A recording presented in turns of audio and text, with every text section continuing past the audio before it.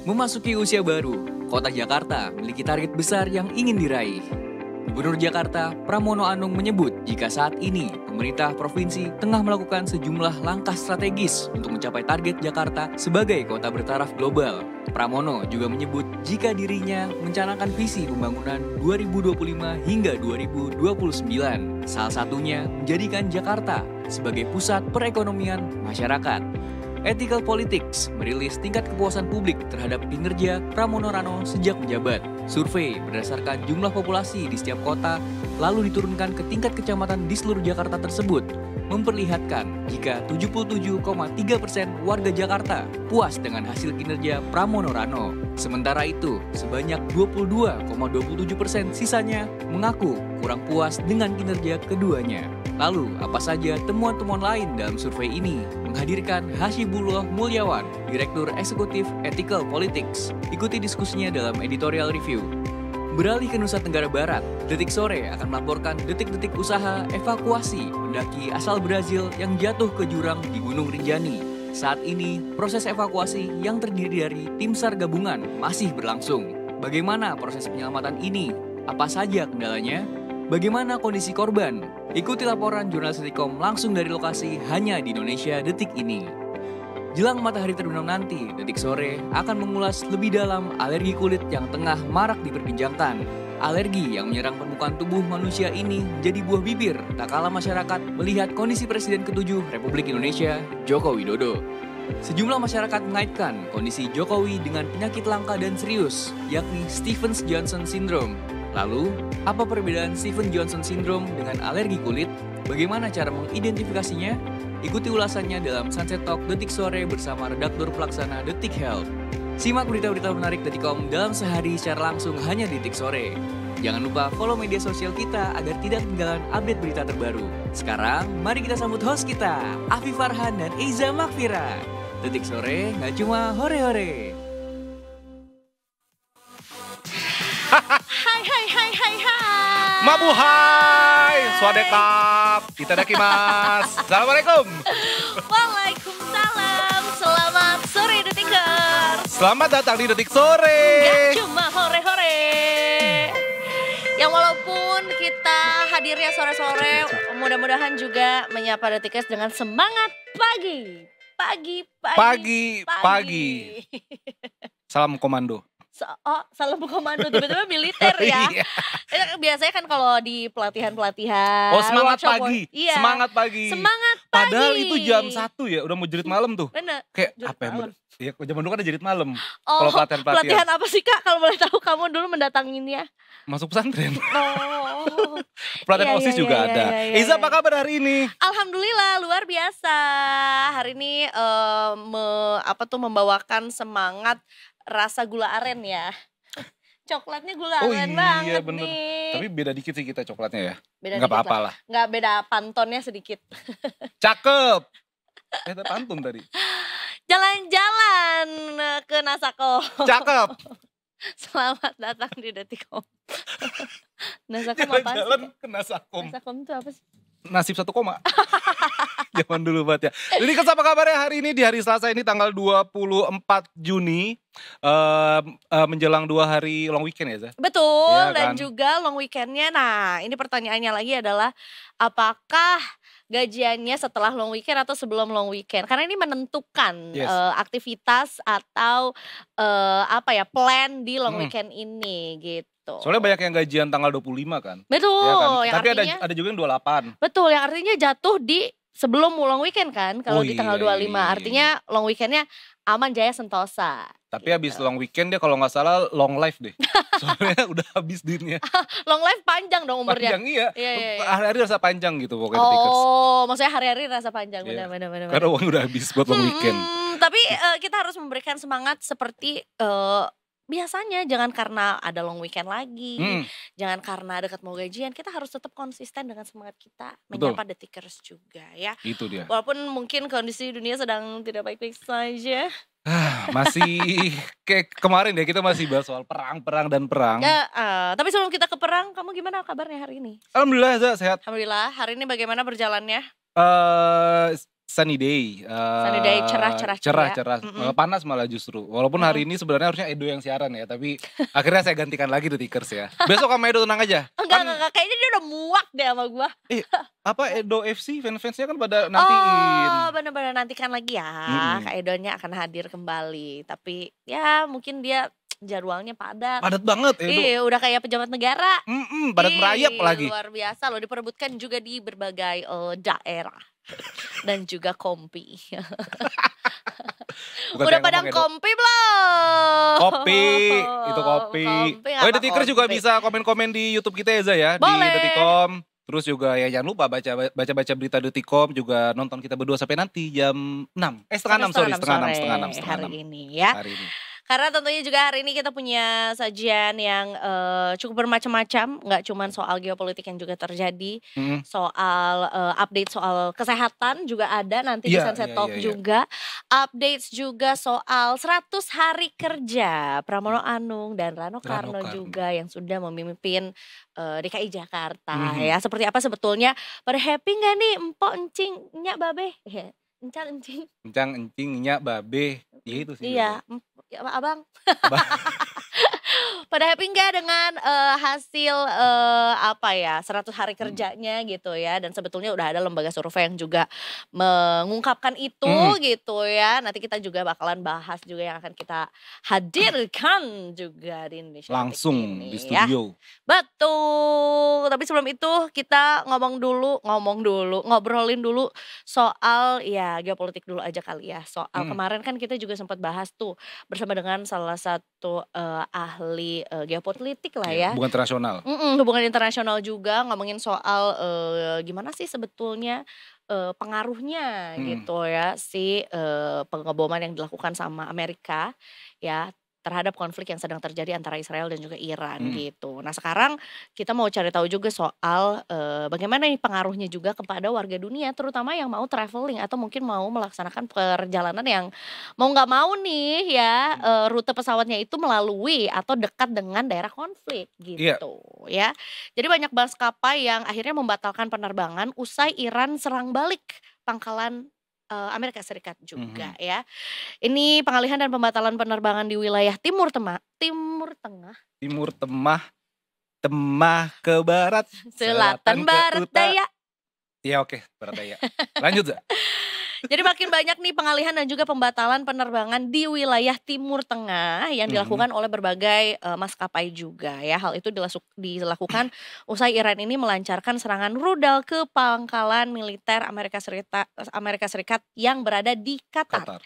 Ini sempat dilansir juga dari CNBC bahwa ada lebih dari 20 pesawat komersial yang menuju ke Doha ya di Qatar yang akhirnya dialihkan. Sementara 4 lainnya yang menuju Dubai ya di UAE juga berbalik arah sesuai dengan data dari Cirium juga. Sementara itu, platform pelacakan penerbangan Flight Radar 24 ini mengatakan bahwa wilayah udara di atas UEA ini ditutup sementara. Dan Reuters melaporkan bahwa Bahrain juga menutup wilayah udaranya untuk sementara. Berarti kalau menutup wilayah udara itu dari dan ke Bahrain gitu ya. Dan gak boleh lewat di atasnya. Oh, ya. Satu negara tuh kan. Satu negara ya. Gimana nih kalau dia mau tanding bola? Nah itu lagi digarap sama Detik Sport. Oke. Soalnya kan tadi Qatar kan kita mainnya ronde keempat kan. Iya benar. Emirates juga yang berbasis di Dubai ini mengatakan bahwa beberapa pesawatnya dialihkan pada hari Senin. Dan mereka juga memberitahu pelanggan bahwa beberapa penundaan penerbangan ini mungkin juga terjadi lebih lama. Karena memang ya tidak ada yang bisa memastikan gitu ya. Sampai kapan juga. Sampai kapan hal ini juga akan terus terjadi. Ada juga berita dari Air India yang mengatakan telah menghentikan semua penerbangan masuk dan keluar dari wilayah tersebut serta dari dan ke pantai timur Amerika Utara dan Eropa hingga pemberitahuan lebih lanjut. Ya, kemudian juga Emirates yang berbasis di Dubai mengatakan bahwa beberapa pesawatnya dialihkan pada hari Senin kemarin dan mereka juga sudah memberitahu pelanggan bahwa beberapa penundaan penerbangan yang lebih lama juga mungkin terjadi. Gitu. Bahkan temen gue aja ini namanya Intan ya, temen satu kampus gue. Dia pagi tadi Insta story udah terbang 6 jam mau sampai Doha, terus pesawatnya puter balik ke Indo. Harusnya siang ini gue udah sampai Milan katanya. Jadi teman gue ini dia di travel agent lah. Dia jadi pemandu tur gitu, pemandu wisata gitu kan. Dia mau terbang, udah mau sampai Doha akhirnya putar balik. Dan nanti kalau nggak salah dia naik Garuda dan itu akhirnya ya mendarat darurat akhirnya di Medan kalau nggak salah. Oh my god, dan bahkan nggak balik ke Jakarta ya? Iya. Jadi sebetulnya harusnya rute penerbangannya adalah Jakarta Doha, Doha ke Milan, iya. Gitu dia tuh ya? Jakarta kan, dia udah baru sampai atas India, muter balik lagi. Dia kata kesini ke Mampang suruh muter balik ke Kapten Tendian. Bener, cuma ngelalui 3 lampu merah ya. Kalau ini kan berarti udah hampir setengah perjalanan udah 6 jam perjalanan. Ya bahkan kan bisa kita tahu juga kalau Doha itu kan salah satu, ya kan dia kalau nggak salah itu Qatar Airways juga lewat sana kan. Betul. Dan itu menjadi hub penerbangan di Timur Tengah begitu. Jadi ketika perang ini terjadi ya termasuk dari UAE kan, Emirates, Etihad juga yang merupakan maskapai kelas dunia gitu ya mau nggak mau ditutup sementara semuanya. Betul. Jadi kayak gue batal deh ke Amsterdam ntar nih. Waduh, emang ada rencana mau ke Amsterdam Kak? Nggak ada duitnya aja. Oh ya nggak ada. Rencananya sih ada, keinginannya ada. Duitnya nggak ada, itu yang masih. Jadi putar balik nih. Iya. Karena kan daripada nanti udah di jalan. Itu kan mungkin bisa. itu sebenarnya rencana Allah ya. Ya itu. Ya kan? Jadi gue lebih milih putar balik ke Depok.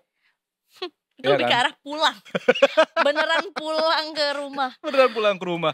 Tapi anyway ya, termasuk juga jadi temen kerjaku lah salah satunya juga itu mau memberangkatkan ibunya dan kakaknya untuk umroh juga gitu kan. Terus. Dan kemudian akhirnya di hold gitu. Jadi si apa sebutannya tuh bukan promotor kalau umroh tuh travel agent ya. Si travel agentnya tuh si travel umrohnya tuh kayak iyain tapi enggak gitu loh, kayak boleh daftar tapi daftar dulu aja gitu ya. Tapi memberangkatkannya biasanya kan kita bisa booking ya, apalagi sebenarnya setauku kan kita baru beres musim haji kemarin Juli. Udah mulai buka lagi. Nah sekarang tuh biasanya salah satu peak season karena nggak boleh umroh kan gitu kan, jadi semua banyak yang ngejar untuk bulan Juli Agustus juga, apalagi mungkin yang umrohnya itu pas liburan sekolah, liburan semesteran, musim liburan nih bulan Juli Agustus gitu ya, itu pasti peak season juga. Tapi mungkin harus lebih, bukan berhati-hati ya, tapi mungkin lebih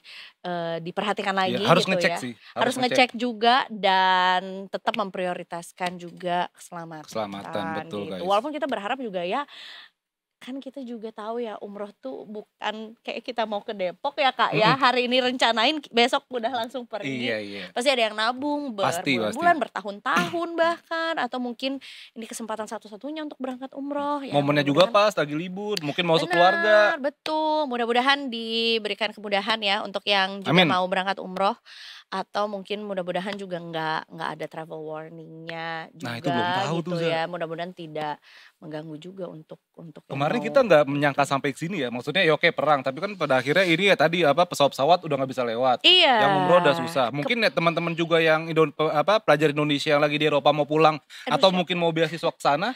Iya. Jadi nggak bisa dulu kan, ditunda dulu kan. Bahkan sebenarnya juga aku juga baru tahu bahwa ada pangkalan militer AS itu di Qatar. Ada, kayak aku kira pangkalan militernya ya di negara dia aja sendiri gitu. Dia di mana-mana aja. Makanya ya ini bisa berpengaruh ke negara-negara lain. Nah itu dia gitu. Tapi jangan sampai lah jadi perang detikers. Damai lah kita, cinta damai. Insya Allah. Peace, love, mudah-mudahan. and gaul. Ada gerakannya tahu. Peace, love, and gaul gitu gak sih? Pokoknya gaulnya gini deh. Itu Planet Remaja ya waktu itu ya? Iya gak sih? Iya Planet Remaja. Walaupun aku nontonnya belum remaja. Iya sorry guys. Udah gak ada juga tahu, kan, gak apa-apa sedikit. Iya kan nostalgia kita. Nostalgia. Bando. Ya ampun. Ingat lagi. Dorce. Show. Iya, spontan. Uhuy. Anak lama semuanya ya. Gongshow. Apa? Gongshow. Oh Gongshow yang Wow. Oh iya lupa gua. Gaul. Lagi itu punya dong. Kuek. Itu tuh yang mancing males itu ya. Yang lagi mancing terus sama dia dilempar. Enggak tahu males. Itu komeng. Iya, tapi pas lagi Warawiri. Iya, pas Warawiri. Tahu gue. Sama Adul. Iya, sama orang kecil lah. Apalagi Gun lu sebut Gun. Apa orang kecil? Komeng kan pembela rakyat kecil. Oh iya, pembela rakyat kecil. Adul dibela. Guys, kita balik lagi nih tadi soal perang lagi ya kan. Udah bercanda, bahas perang lagi. Ini belum beres soal yang kedua. Iya, maaf. Habis itu kita bahas yang lain. Silakan. Nah, ini masih terkait soal perang di Timur Tengah, detikers ya. Ini yang terbaru, Presiden Amerika Donald Trump Mulai kirap? Mulai rada panik karena Iran itu mau menutup Selat Hormuz. Jadi menyerukan untuk ngebor minyak gede-gedean, The Tickers. Presiden Amerika Serikat Donald Trump mulai panik dengan kenaikan harga minyak dunia yang dipicu eskalasi perang di Timur Tengah. Dia mendesak pemerintahnya, dalam hal ini Departemen Energi Amerika Serikat, untuk meningkatkan laju pengeboran minyak.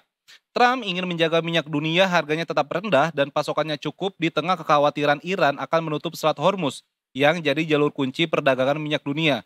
Rencana Iran menutup Selat Hormuz sebagai opsi balasan terhadap serangan Amerika Serikat dan Israel. Senin kemarin, Trump mengunggah sebuah pesan di media sosial pribadinya, Truth. Isinya ia meminta agar DOE alias Departemen Energi Amerika Serikat segera ngebor minyak. Dia meminta semua pihak tetap menjaga pasokan dan harga minyak. Namun sampai saat ini belum jelas apa yang mau dilakukan DOE untuk meningkatkan pengeboran minyak di Amerika Serikat. Sejauh ini keputusan pengeboran dibuat oleh perusahaan swasta. Yang jelas, jika gangguan parah pada pasokan minyak berkembang, makin parah nih, seperti kemungkinan Iran menutup Selat Hormuz, Amerika dapat memanfaatkan cadangan minyak strategisnya. Ini merupakan simpanan minyak mentah darurat terbesar di dunia. Ya artinya juga ya kita semua yakin lah ya, tanpa harus ceki-ceki juga bahwa sebenarnya ini nggak cuman akan berpengaruh sama harga minyak di negara tertentu aja atau negara rivalnya bahkan gitu ya di Amerika, tapi juga ngaruh ke kita gitu, karena kan kita juga cukup bergantung ya dengan pasokan minyak dunia. Apalagi juga, Timur Tengah, karena itu yang Hormuz ditutup selesai itu udah. Nggak bisa lewat mana lagi, bingung soalnya. Benar, kita nggak bisa ganti pakai minyak angin, minyak telon, minyak wangi, minyak goreng, minyak nyong-nyong. Tapi kalau mungkin kita bisa berpengaruh dengan nggak jadi.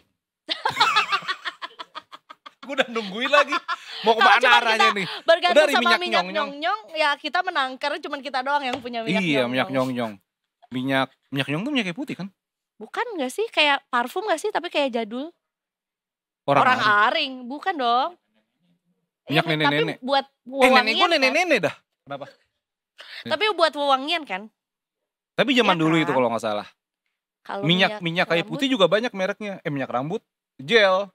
Bukan, minyak rambut tuh buat tanco. Tahu tanco gak? Yang tahu ya? Itu tauco. Nah, yang ini nih, tangan nih. Panco! Nah, itu dia. Lanjut. Daripada beneran adu tadi nggak jadi kan? Tadi nggak jadi kan? Apa? Yang itu tadi lu bilang nggak jadi deh. Nggak jadi. Ya udah nggak apa. Gue penasaran sih, tapi ya udahlah, untung satu. belum panas eksekusinya, jadinya nggak maksimal ya. Lanjut juga balik lagi ke dalam negeri. Yes. Ini salah satu. Mau Iza apa mau gue nih? Boleh, silakan. Oke, gue kalah. Semut lawan gunting. Semutnya digunting. Bener. Nah ini kan yang kemarin The Tickers ya, sampai sekarang juga masih rame soal isu susahnya cari lapangan pekerjaan. Betul. Ya, kemarin kan sempat ada job fair ya. Yang rame banget akhirnya. Yang katanya lapangan pekerjaannya tersedia, kalau nggak salah ya, maaf ini correct me if I'm wrong, 2.000, tapi yang mendaftar 40.000. Yang hadir 40.000. Jadi kayak nggak sebanding gitu. Dan yang karena memang indis ekonomi The Tickers, akhirnya banyak sarjana yang banting setir menjadi ART hingga sopir. Ini dilansir dari Detik Finance, ketatnya persaingan pasar tenaga kerja dan gelombang PHK memaksa banyak orang beradaptasi, termasuk mereka para lulusan sarjana atau S1. Lulusan sarjana terpaksa harus banting setir menjadi pekerja informal untuk tetap bertahan hidup. Contohnya menjadi supir, security, hingga asisten rumah tangga atau ART. Kondisi ini terlihat dari banyaknya keluhan atau tanggapan netizen di berbagai platform media sosial terkait bagaimana para sarjana ini terpaksa harus mencari lapangan kerja informal karena berbagai hal. Baik itu karena sulit mencari hingga gaji lulusan S1 yang jauh dari kata layak. Sementara itu, Ketua Ikatan SDM Profesional Indonesia atau ISPI, Ivan Taufiza, mengatakan fenomena para lulusan sarjana yang terpaksa banting setir menjadi pekerja informal seperti sopir, security, hingga ART bukanlah hal baru. Sebab sedari dulu fenomena ini sudah ada, namun belum menjadi sorotan karena teknologi informasi belum secanggih sekarang. Menurutnya akar masalah ini terjadi di Indonesia itu karena proporsi jumlah supply dan demand tenaga kerja tidak seimbang, di mana jumlah angkatan kerja jauh lebih besar dari kebutuhan tenaga kerja. Dan memang gak aneh sih Zaya, dari dulu banyak kok temen gue yang ya adalah misal lulusan ekonomi, tau-tau dia kerjanya jadi teknisi mesin. lulusan sastra bahasa jadi wartawan gitu. Tapi mungkin karena memang sekarang lapangan pekerjaannya makin sedikit, ya kita mau nggak mau ya banting setir. Tapi asal halal sih gue bilang nggak masalah sih. Betul, tapi sebetulnya di satu sisi juga cukup disayangkan aja gitu ya ketika tidak apa ya, kayak lulusannya bukan hanya dari jurusan apanya aja tapi juga dari tingkat pendidikan yang cukup tinggi lah ya gitu kan. Kan pendidikan tinggi tuh ya sudah masuk universitas lah ya, mau S1, S2 atau bahkan S3 gitu ya, tapi nggak menempati pekerjaan yang sesuai dengan pendidikan yang ditempuhnya gitu. Ini bahkan sudah ramai dari dulu sinetron Sidul loh. Ingat gak dulu? Nonton gak Sidul kan? Yang Sidul tuh S1 sarjana mesin kalau gak salah. Insinyur lah, tukangnya insinyur. Nah terus Babe Sabeni gitu, almarhum Benyamin seneng kan, weh anak gue sarjana segala macam. Nah Sidul ini pas awal dia masuk kerja jadi sopir dulu Za. Maksudnya dari bawah dulu gitu lah. Nah terus si Babe tuh marah, lu gue sekolah yang tinggi-tinggi masih menjadi sopir, mending narik oplet sono gitu loh. Tapi memang ya balik lagi, memang fenomena ini sudah ada. Dan menurut gue sih kalau udah bisa dapat kerja asal itu halal gitu, The Tickers ya udah coba aja dulu. Karena dari situ bisa jadi link mana-mana Za. Nggak sedikit cerita juga banyak, salah satu tetangga gue juga dia awalnya ini sopir ojol mobil ya kan. Dari situ ya karena belum dapat kerja dia kadang nganterin penumpang kenalan keterima kerja sekarang. Ternyata salah satu customernya tuh, mas sama kerja mas aja mau nggak gitu, tapi jadi sopir dulu aja mas. Tapi temen gue ini kalau nggak salah dia saudara gue ini dia itu lulusan sarjana ekonomi kalau nggak salah. Maksudnya ntar dijanjiin naik lebih ke atas dulu gitu, dari supir dulu masih ya gitu. Oke, ya mudah-mudahan sebetulnya ya apalagi sebetulnya juga kalau ngomongin soal cerita Sidul ini, apalagi Bang Dulnya sekarang sudah berada di posisi pemerintahan juga gitu ya, bahwa sebetulnya jangan-jangan memang relate nih apa yang terjadi gitu ya dari zaman sinetron itu berjalan sampai sekarang masih relate juga, berarti memang harus ada yang ditingkatkan lagi nih biar para sarjana, mau itu insinyur, para ekonom gitu ya, para lulusan apalah ya pokoknya yang para lulusan pendidikan tinggi gitu ya, juga bisa menemukan pekerjaan yang juga cocok dengan apa yang sudah dipelajari juga di universitas dan sesuai gitu. Karena sayang waktunya udah banyak dipakai untuk menempuh pendidikan, pasti juga nggak murah juga gitu menempuh pendidikannya gitu ya kan. Pekerjaan pertama kalian apa nih guys? Pekerjaan pertama apa? Penyiar radio. Penyiar radio. Penyiar radio. Terus aku lalui itu semua 8 tahun. Iya, lama juga.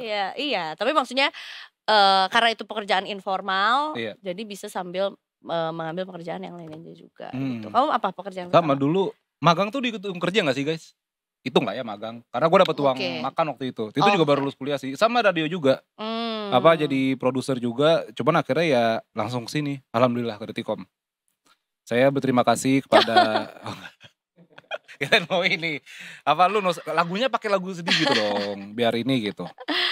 Gitu nih ya, coba kita cek lagi juga soal si job fair yang kemarin gitu ya. Masih penasaran bener, nih? Iya, karena ini job fair kan ada beberapa kali lah ya. Ada beberapa kementerian kalau nggak salah yang juga melaksanakan terus apa ya.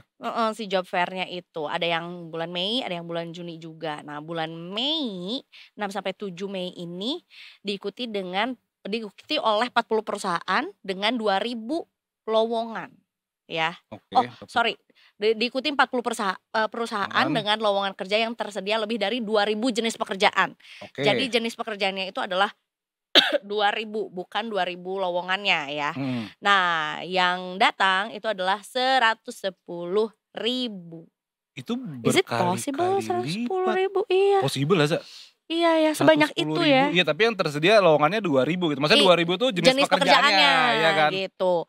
Wow. Kemudian untuk yang Kemenaker masih di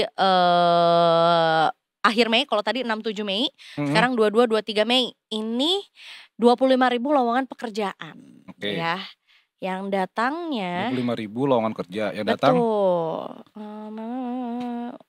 Nggak muncul, Kak.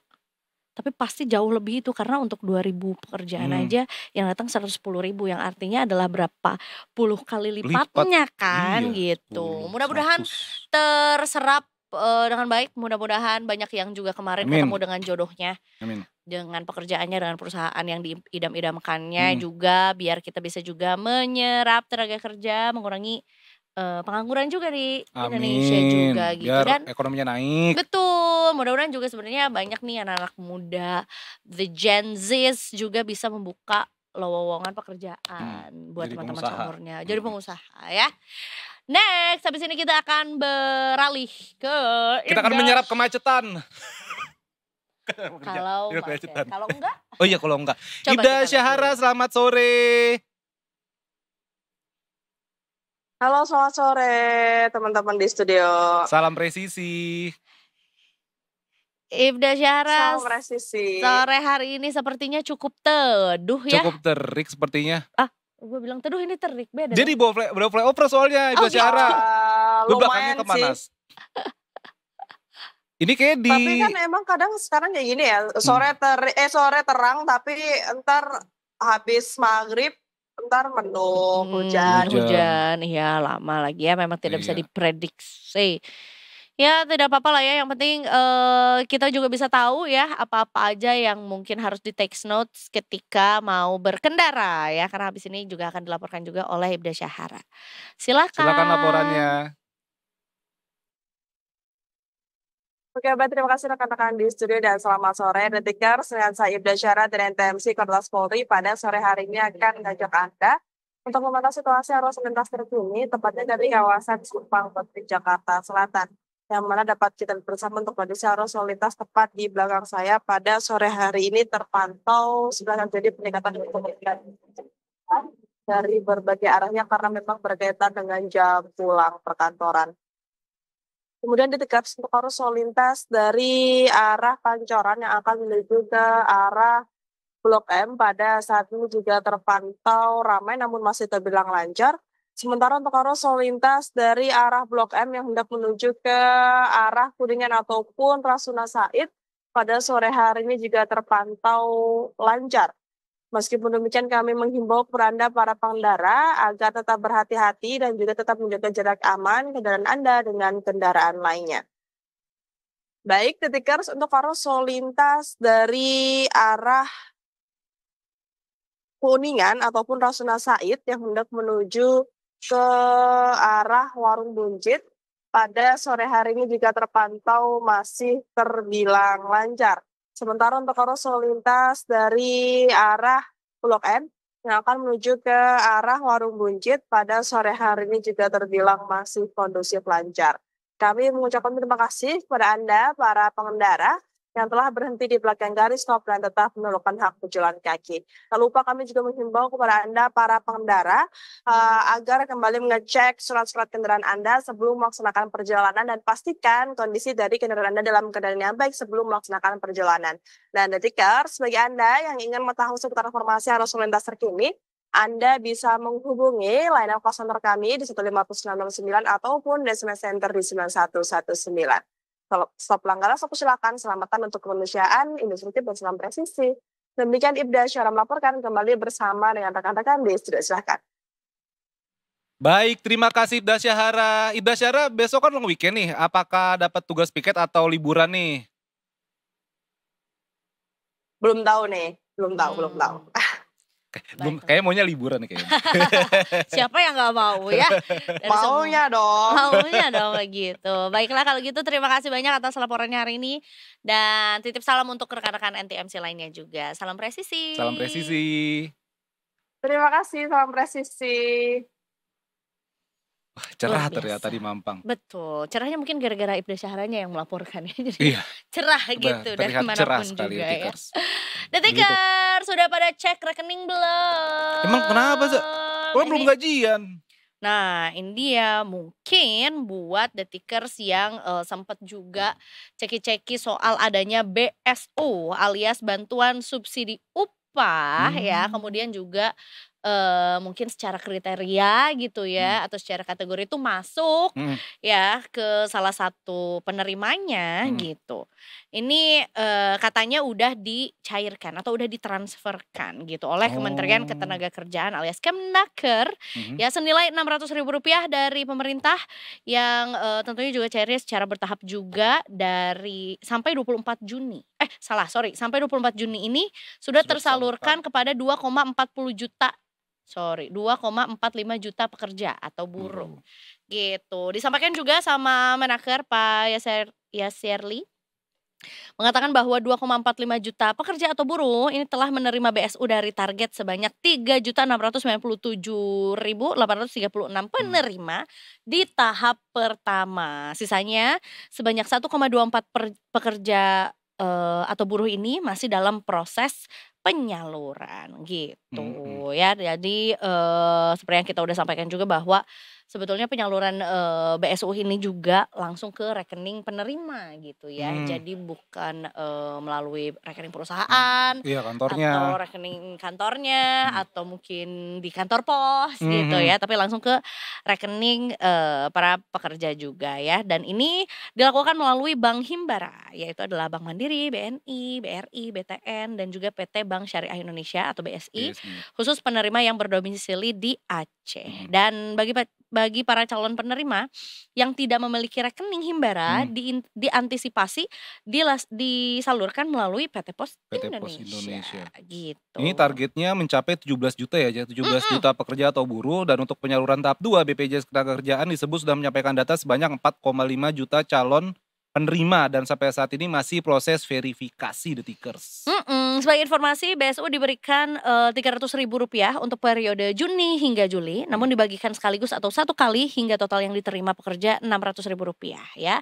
Kemenaker sudah menerbitkan Peraturan Menteri Ketenagakerjaan atau Permenaker nomor 5 tahun 2025 tentang pedoman pemberian bantuan pemerintah berupa subsidi gaji atau upah bagi pekerja atau buruh. Aturan tersebut mengatur siapa aja yang berhak ya. Dalam pasal 3 ayat 3 dijelaskan bahwa aparatur sipil negara atau ASN, prajurit Tentara Nasional Indonesia atau TNI, hingga anggota Kepolisian Negara Republik Indonesia tidak menerima BSU gitu. Jadi memang harus pekerja atau buruh gitu ya statusnya atau kategorinya gitu. Kemudian ditetapkan penerima BSU juga harus WNI yang dibuktikan dengan kepemilikan nomor induk kependudukan. Oh ya, harus sudah punya KTP. Ya. Iyalah harus WNI ya.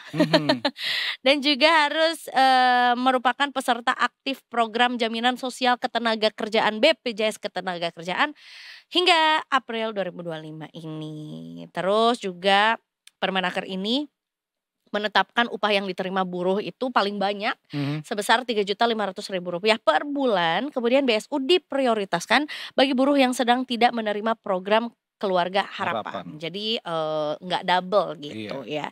Gitu.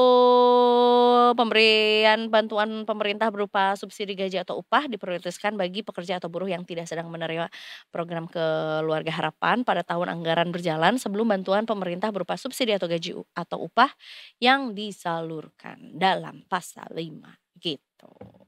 Ini yang kemarin BSU itu yang gini loh Zah, yang bantuan pemerintah ada stimulus itu kan. Betul, salah satu bentuk stimulus salah satu bentuk stimulusnya ada BSU. Terus yang kemarin tuh pas long weekend ada tiket pesawat yang murah juga. Betul.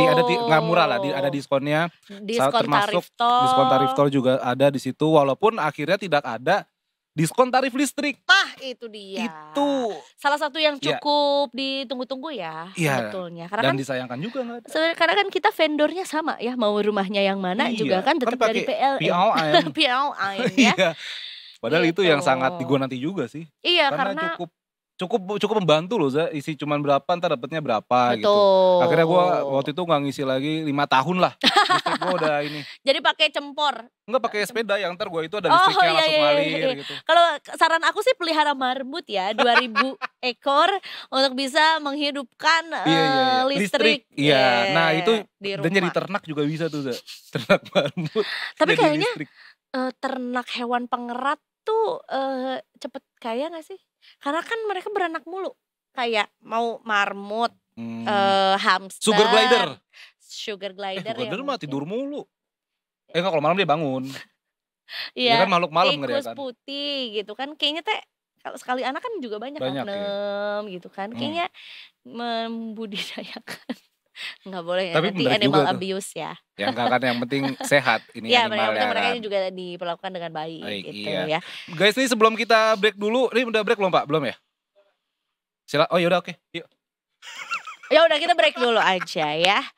Enggak, tadi gue mau baca soal ini, soal ada tadi itu gencatan senjata. Tadi ya diklaim oleh Trump, tapi nanti bahasnya kita lebih dalam lagi di Tikers. Jadi kita break dulu sejenak, time out, jangan kemana-mana, tetap di Detik Sore. Enggak cuma hore-hore. Ahai.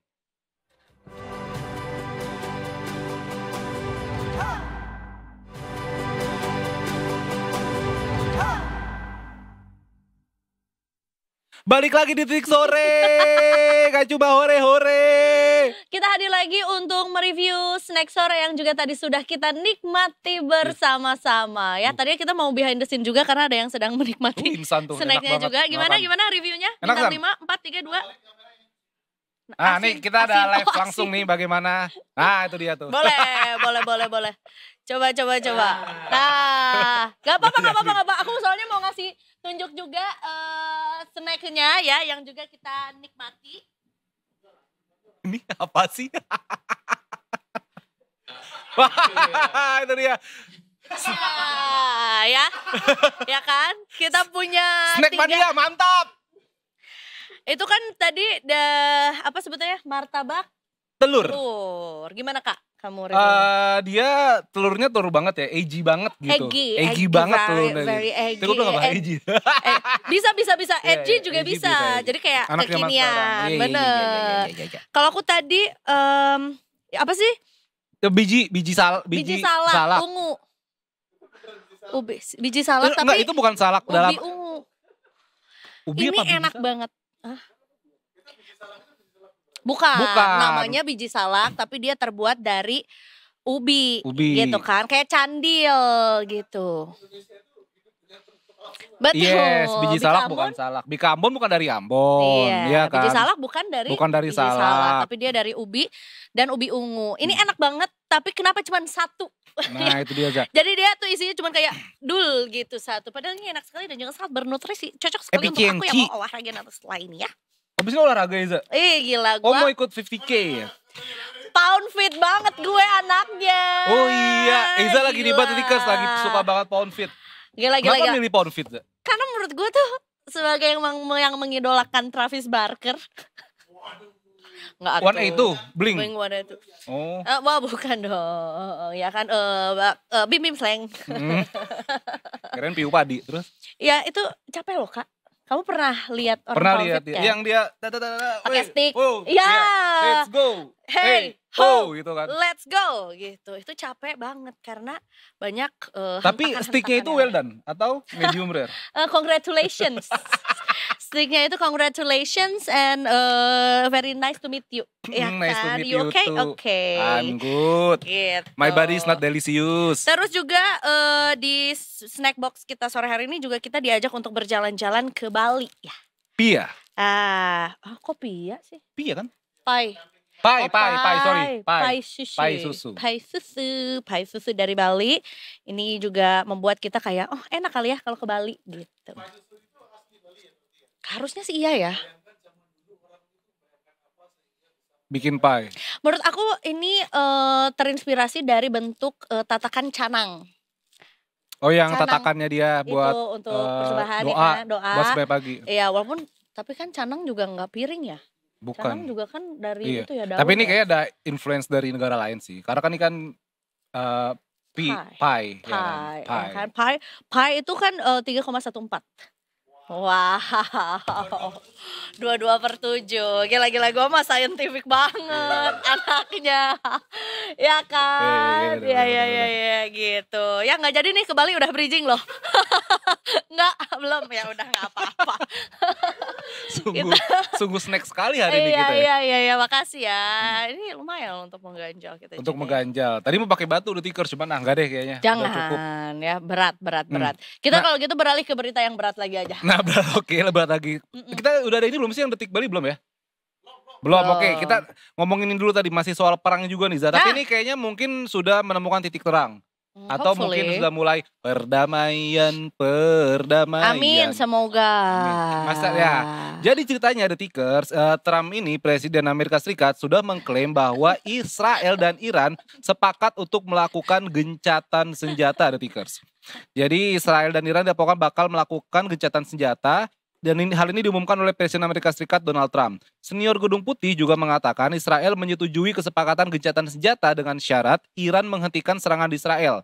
Iran dilaporkan, ini masih diklaim Detikers ya, menyetujui persyaratan tersebut sehingga gencatan senjata ini akhirnya diumumkan oleh Trump. Ini quote on quote dari Trump dari platform Truth Social miliknya. Telah sepenuhnya disepakati oleh dan antara Israel dan Iran bahwa akan ada gencatan senjata yang lengkap dan total. Dikutip dari Detik News, sebelum kesepakatan diambil, dilaporkan bahwa proses negosiasi berjalan alot, di mana Donald Trump berkomunikasi langsung dengan Perdana Menteri Israel Benjamin Netanyahu. Tidak hanya itu, Wakil Presiden Amerika Serikat, Menteri Luar Negeri dan Penasihat Keamanan Nasional dan utusan khusus Steve Witkoff menegosiasi persyaratan tersebut melalui saluran langsung dan tidak langsung dengan Iran. Gedung Putih mengklaim kesepakatan itu hanya mungkin terjadi karena serangan Amerika Serikat terhadap 3 fasilitas nuklir Iran pada hari Sabtu kemarin. Setelah Iran setuju gencatan senjata, pejabat itu mengatakan Trump langsung berbicara dengan Emir Qatar Tamim bin Hamad bin Khalifa Al Thani. Trump mengucapkan terima kasih atas bantuannya dalam memediasi perjanjian gencatan senjata. Tapi ini masih klaim betul, ini masih klaim karena yang gua tahu juga Iran itu sebenarnya belum selesai katanya. Karena setelah kemarin mereka menyerang itu militer base-nya Amerika di Qatar. Itu katanya Amerika sudah, itu setelah mereka menyerang, Amerika klaim, udah nih gencatan senjata. Tapi Iran tuh katanya masih mau sampai menit-menit akhir begitu, Detikers. Tapi yang pasti hari ini IHSG sudah mulai, tetap ya IHSG ya.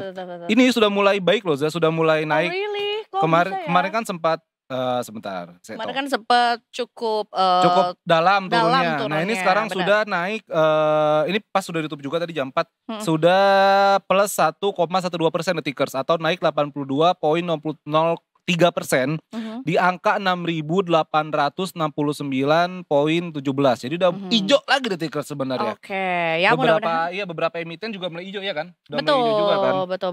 Beberapa emiten di properti, perbankan juga udah mulai hijau. Juga apa tuh? Alat berat, kesehatan lumayan cyclical udah mulai ini semua lah Detikers.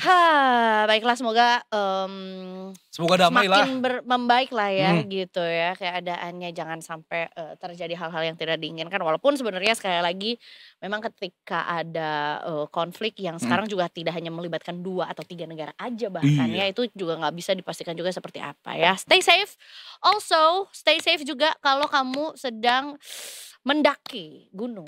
Lewati lembah. Karena kita juga mendapatkan informasi, ada kabar juga bahwa ada seorang pendaki asal Brazil yang terjatuh gitu ya, dan hingga saat ini masih dalam proses evakuasi atau penyelamatan juga, yang terjatuh di Gunung Rinjani yang memang juga sebagai salah satu Seven Summit di Indonesia juga. Memang tingkat kesulitannya juga lumayan gitu ya.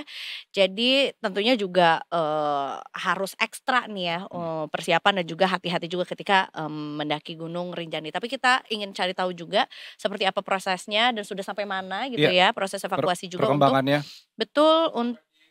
Sampai orang-orang Brazil sempat komen di Instagram Pak Prabowo ya. Karena kan ini kan yang si Juliana ini Detikers, nama turisnya yang terjatuh di lereng sebenarnya ya, lereng Rinjani itu teman-temannya pada sampai komen di Instagram Pak Prabowo, Pak Presiden, dan akhirnya ya Kemenhub juga terus Basarnas juga emang sudah turun tangan gitu, sudah melakukan proses evakuasi walaupun katanya lagi susah. Karena cuaca tidak menentu, ada badai juga serta konturnya. Tapi kita langsung aja nih terhubung dengan Mas Sanusi, jurnalis Detik Bali yang langsung ada di Rinjani. Selamat sore Mas Sanusi. Selamat sore Kak Iza dan Kak Apit, Detikers, selamat sore semuanya. Mas Sanusi. Saya Sanusi Ardi dari Detik Bali melaporkan langsung kondisi terupdate terkait dengan proses pencarian salah satu turis asal Brazil yang masih sampai saat ini masih belum ditemukan itu. Kak Iza, Kak Apip, saat ini saya bersama Kepala Basarnas Nusa Tenggara Barat bersama Bapak Kepala Balai Taman Nasional Gunung Rinjani juga, dan BPBD Provinsi Nusa Tenggara Barat juga akan menyampaikan terkait dengan kronologi jatuhnya seorang wisatawan asal Brazil yang sampai saat ini belum ditemukan. Tadi saya bersama Pak Haryadi, Kepala Basarnas, akan menjelaskan terkait dengan kronologinya begitu Kak Iza. Baik, Izin, kalau Kak gitu Iza. Mas Sanusi silahkan untuk memberikan laporannya. Siap. Ya, selamat sore Mbak Iza. Saya Haryadi, Kepala Kantor Basarnas Nusa Tenggara Barat, melaporkan terkait dengan perkembangan operasi pencarian terhadap satu orang warga negara asal Brazil, Mrs. Juliana, sampai dengan hari keempat.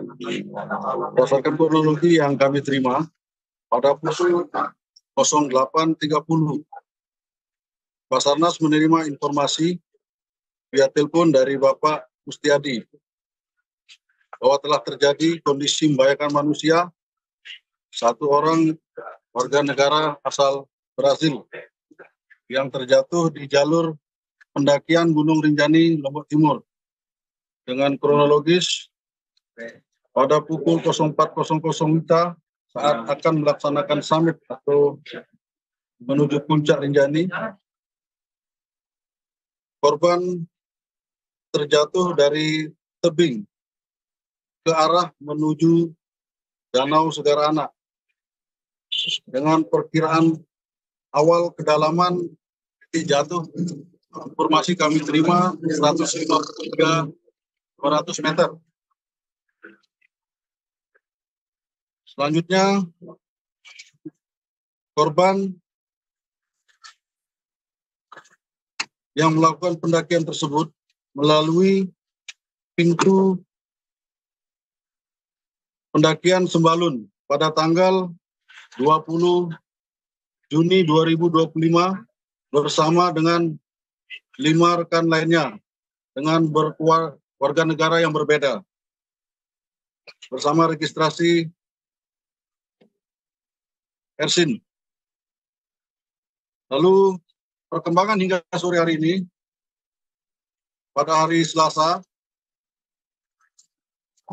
sejak pukul 01.42 WITA dini hari, tim dukungan operasi SAR dari kantor SAR Mataram tiba di Taman Nasional Gunung Rinjani dengan jumlah kekuatan 7 orang untuk ikut bergabung ke posko yang ada di posko Sembalun, posko Pelawangan Sembalun. Lalu pada pukul 07.00 kami juga menggerakkan satu buah helikopter dari Atang Sanjaya dengan registrasi HR 3606 take off menuju ke Bandara Bizam di Lombok. Lalu pada pukul 19, kami ulangi, pada pukul 15.00 heli dari ATS telah tiba di Bandara Lombok. Lalu tim kami yang melaksanakan proses evakuasi hingga saat ini masih menuju ke lokasi di mana korban ditemukan dengan kondisi medan yang sulit, yang sangat terjal, lalu dibarengi dengan kabut tebal yang sewaktu-waktu muncul di wilayah kawasan Gunung Rinjani. Mungkin demikian untuk sementara. Tambahan sedikit, kami juga menggerakkan satu buah helikopter dari PT Aman Mineral untuk membantu dukungan operasi SAR. Namun terkendala dengan cuaca di lokasi. Demikian. Baik. Pak Haryadi, berarti hingga saat ini masih dilakukan ya evakuasi, karena sebetulnya kami sempat melihat juga ada foto-foto yang menunjukkan lokasi dari korban Juliana ini, ya dari korban Juliana ini gitu ya. Berarti hingga saat ini Pak, apa sudah berapa lama gitu ya proses ini dilakukan, dan sebetulnya targetnya mungkin ya bisa akhirnya diselamatkan korban yang jatuh. Oke, baik, untuk kegiatan operasi sejak dilaporkan kami sudah langsung aksi menuju ke lokasi sejak tanggal 21 Juni pada hari Sabtu. Namun hingga saat ini terkendala cuaca dan lokasi kejadian yang sangat terjal. Demikian. Baik. Kalau untuk targetnya Pak, kira-kira prediksinya bisa kapan diselamatkan begitu Pak? Target kami sesuai dengan batas waktu pencarian 7 hari. Kami akan coba maksimalkan. Oke, baik. Untuk kondisi korban saat ini Pak, apakah bisa diketahui seperti apa kondisi korban begitu ya? Karena sepertinya lokasi atau titik jatuhnya korban ini sudah ditemukan gitu ya? Atau belum justru? Baik, untuk titik koordinat ditemukannya korban berdasarkan pantauan atau observasi kami dengan menggunakan drone pada hari Senin telah ditemukan korban posisi miring tanpa pergerakan. Kondisinya bisa digambarkan mungkin seperti apa Pak? Apakah korban membawa makanan begitu Pak untuk untuk minum gitu juga? Kami tidak melihat itu dari pengamatan drone. Oh, baik. Jadi juga belum terlihat juga ya apakah korban itu dalam kondisi terluka atau tidak sadarkan diri atau seperti apa Pak? Kami belum bisa menyimpulkan. Belum bisa ya Pak ya? Untuk menurut pantauan drone, kami hanya melihat posisi korban dan kondisi tanpa pergerakan. Oke. Pertanyaan juga untuk Pak Yarman selaku Kepala Balai TNGR, ini ada informasi terbaru Gunung Rinjani ditutup sementara ya Pak, pendakiannya ya Pak, selama proses evakuasi ini?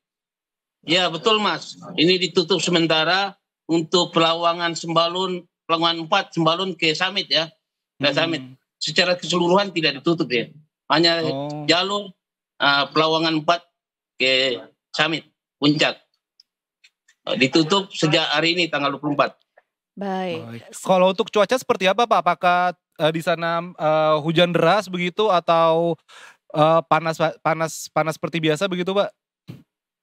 Cuaca di sini berkabut Mas, berkabut. Ya tadi sempat disampaikan juga tim heli coba mendekati lokasi itu, ternyata tidak bisa ini mencapai titik itu juga. Baik, apakah ada waktu yang tepat untuk melakukan pencarian lebih dalam lagi di saat jam berapa misalnya kabutnya hilang atau mungkin lebih visible gitu untuk melakukan pencarian korban Pak? Rencana besok Mas, pagi mungkin maksimal lah sekitar jam 9 itu. Mungkin mulai jam 7 ya Pak ya. Jam 7, jam 8, jam 9 sudah mulai heli bisa mencoba lagi kembali mengecek lokasi tersebut. Baik, kemudian apakah ada tanggapan Pak mengenai ya dari pemerintah atau mungkin dari otoritas lainnya juga mengenai kejadian ini? Karena seperti yang kita ketahui bahwa memang tidak bisa melawan kondisi alam ya Pak ya, tapi tentunya juga ini bukan kejadian yang pertama ada korban yang jatuh di lokasi sekitar lereng tersebut. Seperti kita ketahui bahwa Rinjani ini Gunung Rinjani ekstrim, ekstrim, dan memang cuaca ini tidak menentu juga di Gunung Rinjani ini. Artinya memang sebenarnya pendaki-pendaki ini sudah harus siap mental, fisik, pengenalan medan, terutama dengan peralatan-peralatan yang mereka harus bawa. Dan saran kami bila warga negara atau yang belum pernah berkunjung ke Rinjani menggunakan guide atau porter, ya, sebagai bisa membimbing atau bersama-sama dengan porter atau guide pendaki, ya. Baik Pak. Untuk helikopter Pak berarti 3 dari Gubernur NTB Pak ya, dari Pemprov ya Pak ya? Import 1 dari Basarnas. Oh 1 Basarnas. 1 dari Aman Mineral. Tapi sudah persiapan mungkin ada tambahannya. Persiapan juga mungkin 2. Ya. Dari Aman juga. Ya. Oke, baik. Tentunya Pak, terakhir sebelum mengakhiri juga waktu kita, mungkin apalagi yang bisa disampaikan juga kepada rekan-rekan ya, mungkin juga kita tahu bahwa ini menjadi satu fenomena yang cukup ramai diomongin di sosial media. Apa yang mau disampaikan juga kepada teman-teman mungkin atau Para mungkin pendaki netizen? begitu. Maksudku sebetulnya pada netizen yang juga berharap untuk bisa ditemukan dengan cepat gitu ya, korban yang jatuh ini. Harapan kami juga sebenarnya ingin korban segera ditemukan ya. Artinya kita mengharapkan doa dari semua ya. Dari semua masyarakat, baik keluarga korban juga, untuk berdoa bersama-sama sehingga besok lancar semua kegiatan evakuasi dan korban akan segera ditemukan. Amin. Dan teman-teman di lapangan diberi kesehatan juga nih. Lagi menuju ke lokasi nih ya. Mudah-mudahan bisa tercapai di waktu yang dekat ini. Amin. Demikian. Amin, kita doakan. Tentu saja kami juga berharap yang terbaik. Mudah-mudahan juga tim di lapangan juga diberikan kekuatan, keselamatan juga ya Pak ya, untuk bisa membawa pulang korban dengan selamat gitu ya. Dan mudah-mudahan cuacanya juga bisa mendukung untuk bisa proses evakuasinya semakin cepat begitu. Betul. Bapak terima kasih banyak. Terima kasih banyak Bapak Basarnas dan Kepala Balai Taman Nasional Gunung Rinjani atas waktunya. Baik. Terima kasih Mas. Mas Sanusi terima kasih banyak juga dari Detik Bali. Selamat bertugas ya Mas. Ya, terima kasih Kak Keza, Kak Semangat selalu. Arif. Ya, semangat selalu. Thank you Pak Sanusi. Ya, Kak. Baik, tentunya juga kita tidak mau mengambil waktu terlalu banyak ya. Iya, karena dari kerja semua juga. Dari tadi Basarnas, Kepala Balai TNGR juga gitu ya. Iza pernah ke Rinjani kan? Betul. Se-ekstrim apa Za di sana Za? Se-ekstrim banget. Iya. Se-ekstrim banget. Bahkan sebetulnya ini tuh Juni menuju Juli tuh harusnya menjadi salah satu musim yang paling ramai gitu ya, karena masuk summer lah kurang lebih gitu dan ya. Dan liburan sekolah ya? Maksudnya secara secara cuaca ya. Sorry, mikiran saya travel agent. You're trying to finish my sentences tapi beda. Terus. Beda. Iya, termasuk juga kan aku juga pada saat kesana tuh masih di awal September lah ya, akhir Agustus awal September, yang artinya juga di sana diharapkan cuacanya tuh yang paling cerah of all time sepanjang tahun. Tapi ternyata justru dapet angin, dapet ya cuaca yang ekstrim. Nah, untungnya sih sebenarnya enggak gitu. The thing is kemungkinan yang memang sering terjadi itu adalah ketika kita kan summit itu kan selalu malam Kak, karena kita mengejar sunrise di puncak juga. Nah, itu tuh ya kita tahu juga seringnya memang cuaca ekstrim juga terjadinya juga malam hingga dini hari. Jam-jam kemudian segitu, kondisinya juga gelap. Kemudian memang Rinjani itu juga cukup terkenal dengan si letter E dan juga si punduk naganya gitu, benar-benar satu tapak doang gitu, yang artinya kiri kanannya juga punggungan jurang. Gunungnya ya. Betul. Karena kayak huruf E katanya, tapi menurut aku nggak kayak huruf E. Aku juga nggak tahu kenapa sebutannya huruf E, harusnya kayak punggung ular gitu ya. Karena range mountain berarti punggungannya, punggungannya gunung. Betul. Dan ini si Juliana Marins ini 27 tahun ini dilaporkan terperosok ke jurang sedalam 150 sampai 200 meter saat mendaki puncak Gunung Rinjani. Pasti saat mendaki via jalur sembalun. Saat mendaki berarti ini ya. Pada saat mendaki. Summit. Karena kalau turun itu udah terang Kak. Jadi kemungkinannya kecil gitu. Ya, insiden ini terjadi sekitar pukul 6.30 WITA di area Camara Tunggal, jalur menuju puncak Rinjani. Tapi ya mungkin ya itu dia kita nggak tahu kan, karena namanya gunung kan ya kita bisa memprediksi gitu Tikers, tapi kan tetap ya kita di alam gitu loh, kita bermain dengan alam begitu, yang memang ya cuaca nggak bisa ditebak. Bahkan walaupun kita udah punya map tapi juga medannya di sana begitu kan. Kita juga nggak tahu bagaimana situasi sehingga si Juliari ini bisa terjatuh.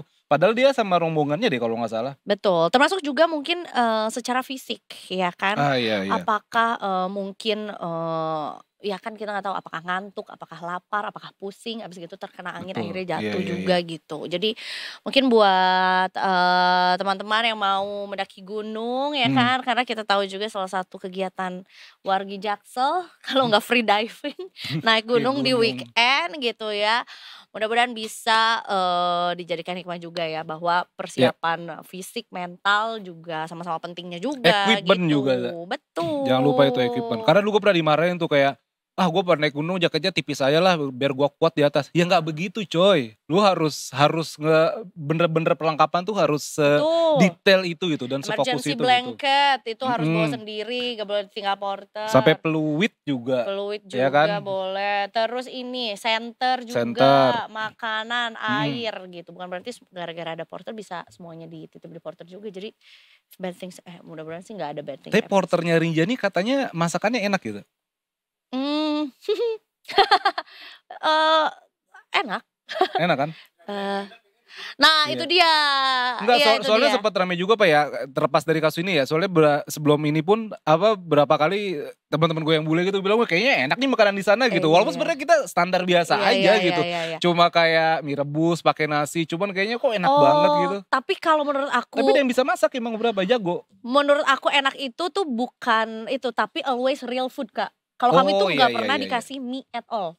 Oh gitu. Jadi waktu aku naik tuh bikinnya literally sayur dari awal tuh, sayur sop. Nanti besokannya tuh ada tumis-tumisan sayur, apa pakai nasi. Jadi memang kalau kita mau makan mie tuh waktu itu pas turun ke Danau Segara Anak tuh baru kita jajan mie. Jadi mereka tuh kayak nggak, kalau bisa kita makannya real food biar tenaganya juga mantul gitu. Betul. Karena capek. Jadi micin semua ya. Itu tadi dia. Ya mudah-mudahan juga bisa segera ditemukan. Dan ditemukan dalam keadaan sehat walafiat gitu ya, dan selamat gitu. Dan pasti kebayang sih juga teman-teman pendaki yang juga sudah nyampe di Lombok gitu ya, mau naik ternyata ditutup sementara untuk beberapa jalur. Pasti ada kecewanya juga sih. Mudah-mudahan sih tetap ditemukan dan bisa berjalan dengan lancar juga pencariannya juga. Amin. Ya. Baiklah kalau begitu kita mau lanjut lagi atau kita santuy dulu? Kita break dulu aja ya. Oke, habis ini kita ada editorial review The Tickers. Kita ngomongin soal tingkat kepuasan warga Jakarta dalam 100 hari apa tuh? Oh Mas Uyung dulu. Oke Tickers, kita kebalik ya. Balik. Iya benar. Kita ngomongin... Aku sih berharapnya begini Kak. Oh, mau handstand? Boleh. Ini punggung lagi sakit nih. Kita abis ini ngomongin soal itu apa namanya tuh Stephen Johnson syndrome. Wow, apakah penyakit ini adalah langka ya kan yang jadi viral karena Presiden ke-7 Joko Widodo terlihat gitu seperti terkena penyakit tersebut begitu Tickers. Apakah betul penyakit tersebut atau alergi seperti yang juga disampaikan juga sama ya otoritasnya gitu ya, atau mungkin juru bicaranya, kita nanti habis ini juga cari tahu ya. So jangan kemana-mana, tetap di Detik Sore. Ya cuma hore-hore.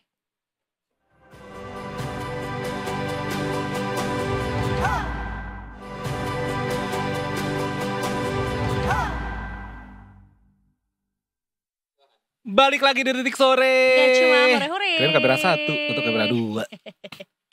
Berdua bersama dengan Eiza dan juga Afif lagi ya. Yes. Kita abis ini mau ngomongin soal kesehatan. Dan pasti kalau ngomong soal kesehatan kita langsung datangkan seorang pakar. Wow. Profesor. Wow. Seorang runners juga dia. Wow. Runners dia beneran. Runners dia masuk Detikcom Runners. Keren. Detik Runners. Ada komunitas Detik Runners. Iya. Ini siap-siap mau perang dunia ketiga katanya ya. Biar jago lari. Langsung saja kita sambut Mas Uyung selaku redaktur pelaksana Detik Health. Selamat sore Mas Uyung. Selamat sore. Selamat sore. Mas Uyung hari pakai batik Mas Uyung? Iya loh. Iya. Gak ditanggapin. Sukses ya Mas. 2 kali. Kondangan. Ya whatever. Batuk Pak Haji. Iya makasih. Mas Yung, kita akan ngomongin soal Stephen Johnson Syndrome. Yang mana ini ya netizen juga mengkait-kaitkan begitu ya Zaya. Dengan Presiden ke-7 Pak Joko Widodo. Khususnya ketika kemarin Pak Jokowi berulang tahun terus muncul ke publik. Tiba-tiba Eza pun menyadari juga, tadi kita sempat bilang kan kok kayak wajahnya kayak bengkak dan bintik-bintik putih begitu ya Zaya? Betul ya, tidak terlihat seperti biasanya lah ya. Dan kita pengen tahu, akhirnya juga kan banyak pertanyaan juga dari netizen sebenarnya Pak Jokowi ini kenapa gitu ya. Dan banyak menimbulkan spekulasi juga, termasuk salah satunya adalah Stephen Johnson Syndrome. Kalau aku boleh jujur sih sebetulnya ini aku baru pertama kali dengar kata atau istilah ini, Stephen Johnson Syndrome. Jadi kita tanyakan apakah benar itu yang mungkin terkena ke Presiden Jokowi atau sebetulnya kita kenalan dulu sama si Stephen Johnson Syndrome itu. Apakah itu Mas Uyu? Mungkin belum pernah dengar sih, mungkin pernah dengar tapi dikiranya nama orang gitu kan, jadi aku taunya Stockholm Syndrome. Nggak tahu, aku belum pernah dengar sama sekali. Aku taunya Steven Gerrard, pemain Liverpool lah. Nah itu dia, belum pernah dengar sama sekali. Tapi sebenarnya sering sih, tapi ya memang tidak populer karena memang kasusnya juga tidak yang sesering alergi biasa gitu. Ini kan sebenarnya seperti alergi, cuman tingkat keparahannya lebih ekstrim gitu. Terus penyebabnya juga spesifik. Kalau Stephen Johnson Syndrome itu lebih ke alergi obat, jadi sensitif terhadap obat tertentu, terus reaksinya itu ekstrim, jadinya relatif langka dibanding alergi pada umumnya kayak gitu. Jadi kalau jarang dengar ya memang kasusnya jarang. Kasusnya tidak sesering alergi biasa. Dan ini menyasar semua orang Mas, atau ya dengan tadi Mas Yung bilang ada tingkat alergi alergi tertentu gitu? Karena kan apa ya, kita juga kadang-kadang tidak pernah benar-benar tahu kita punya alergi apa gitu kan, sampai suatu ketika reaksinya itu muncul gitu. Kita waktu kecil nggak alergi obat tertentu, pas gede ternyata baru muncul kayak gitu, itu bisa aja kayak itu. Jadi kita nggak pernah tahu apakah karena ke semua orang, ya nggak juga, karena nggak semua orang itu sensitif pada alergen tertentu. Saya misalnya alergi ikan, orang lain mungkin nggak, nggak alergi. Aku tuh sebenarnya alerginya banyak banget jadi ngasih contoh ke aku sendiri, aku semuanya alergi gitu. Jadi ya beda-beda, nggak semua orang bisa mengalami, yang punya bakat alergi itu aja yang mengalami. Berarti Stephen Johnson Syndrome ini berfokus pada alergi yang muncul setelah mengkonsumsi obat tertentu, atau sebetulnya banyak jenis-jenis alergi yang akhirnya atau pemicunya juga banyak, nggak cuma obat aja. Kalau spesifik Stephen Johnson karena obat, biasanya karena obat. Kalau alergi itu luas, macam-macam. Alergi dingin juga bisa, alergi makanan, alergi debu, alergi cuaca, dingin itu tadi ya, macam-macam, semuanya bisa jadi alergen, tergantung sensitivitas masing-masing. Bisa dicari tahu nggak obat apa gitu yang bisa memunculkan si Stephen Johnson jenis obat ini? apa gitu Mas? Ada listnya sih, ada banyak yang ini bisa di googling sendiri, listnya banyak banget sih, jadi nggak bisa ngapalin. Dan individual, maksudnya obat tertentu gitu mungkin ke satu orang sensitif, ke orang yang lain tidak kayak gitu. Makanya kalau misalnya kita berobat selalu ditanya punya alergi obat atau enggak, karena alergi antibiotik aku baru ingat, antibiotik salah satunya, antibiotik golongan tertentu itu yang paling sering kayak gitu. Golongan apa aku juga nggak terlalu apal, tapi yang sering ditanyakan sih itu, kalau kita pas periksa gitu kan pasti ditanya ada alergi obat enggak gitu ya. Dan ini selalu ruam kulit Mas ya, kalau yang gejala ini ya Mas? Ya, kalau Stephen Johnson Syndrome ruam kulit, terus melepuh dan mengelupas, jadi kayak bersisi terus mengelupas, itu yang khas. Bisa begitu ya berarti ya. Tapi ngelupasnya itu nggak berdarah kan? Maksudnya kulit kelupas apa sih? Lapisan kelupas gitu seperti itu. Lapisan luarnya mati kan, kalau mati kan terus lepas kayak gitu. Nah, kayak gitu. Itu bisa kembali ke kondisi kulit normal kah setelah? Ya kalau reaksi alerginya sudah berhenti sih mestinya bisa ya. Nggak permanen. Nah, masalahnya kalau Stephen Johnson Syndrome ini nggak cuma di permukaan kulit yang kelihatan doang, tapi juga di bagian-bagian yang vital mukosa, jadi lapisan-lapisan yang di dalam kayak gitu. Jadi kalau misalnya terjadi juga di situ, nah itu bisa berakibat fatal. Makanya itu disebut Stephen Johnson syndrome itu disebut juga kasus emergensi. Jadi harus dibawa ke rumah sakit ketika sudah mulai fase itu. Iya, Gitu. karena kita juga tahu, aku baru ingat istilahnya. Ada juga kondisi kulit yang mengelupas kemudian menjadi putih itu juga ada vitiligo kan. Tapi kalau vitiligo setauku, iya vitiligo nggak bisa kembali ke normal kan. Kalau vitiligo, maksudnya psoriasis, kalau psoriasis yang mengelupas sih biasanya psoriasis. Vitiligo lebih ke pigmentasi kan, belang-belang kayak gitu. Jadi belang gitu ya. Berarti ini mengelupas berarti ya, mengelupas, bukan seperti itu, bukan lebih mirip psoriasis. Oke. Ini penyebab si SJS ini, Stephen Johnson syndrome juga ini tadi Mas Yung bilang obat-obatannya tuh antibiotik, antikonvulsan Mas ya? Antikonvulsan, dan NSAID itu anti nyeri, golongan non steroid. Painkiller. Kadang-kadang pakai obat anti nyeri lagi. Iya, kalau sakit pinggang ya kan. Masa dibuka kartunya dikit-dikit. Ya kan. Iya lagi, Aren't we all, ya kan. Benar. Sama juga ada infeksi Mas ya, infeksi virus atau bakteri tertentu tuh bisa menyebabkan SJS ini ya? Bisa juga sih. Oke. Berapa lama biasanya reaksi ini tuh terjadi? Adanya waktunya atau sebetulnya nggak bisa ditentukan juga? Mas? Individual sih, tergantung reaksinya. Tapi bisa sampai proses itu kan bertahap ya, maksudnya dari muncul gejala awalnya, kemudian mulai terjadi ruam, melepuh kayak gitu, itu bisa semingguan. Tapi tergantung individu juga. Ada yang reaktif banget, ada yang itu ada yang lebih parah dari Stephen Johnson syndrome juga sih. Aku lupa namanya apa, tapi sering disamakan, tapi itu levelnya lebih tinggi lagi, lebih butuh penanganan segera mungkin.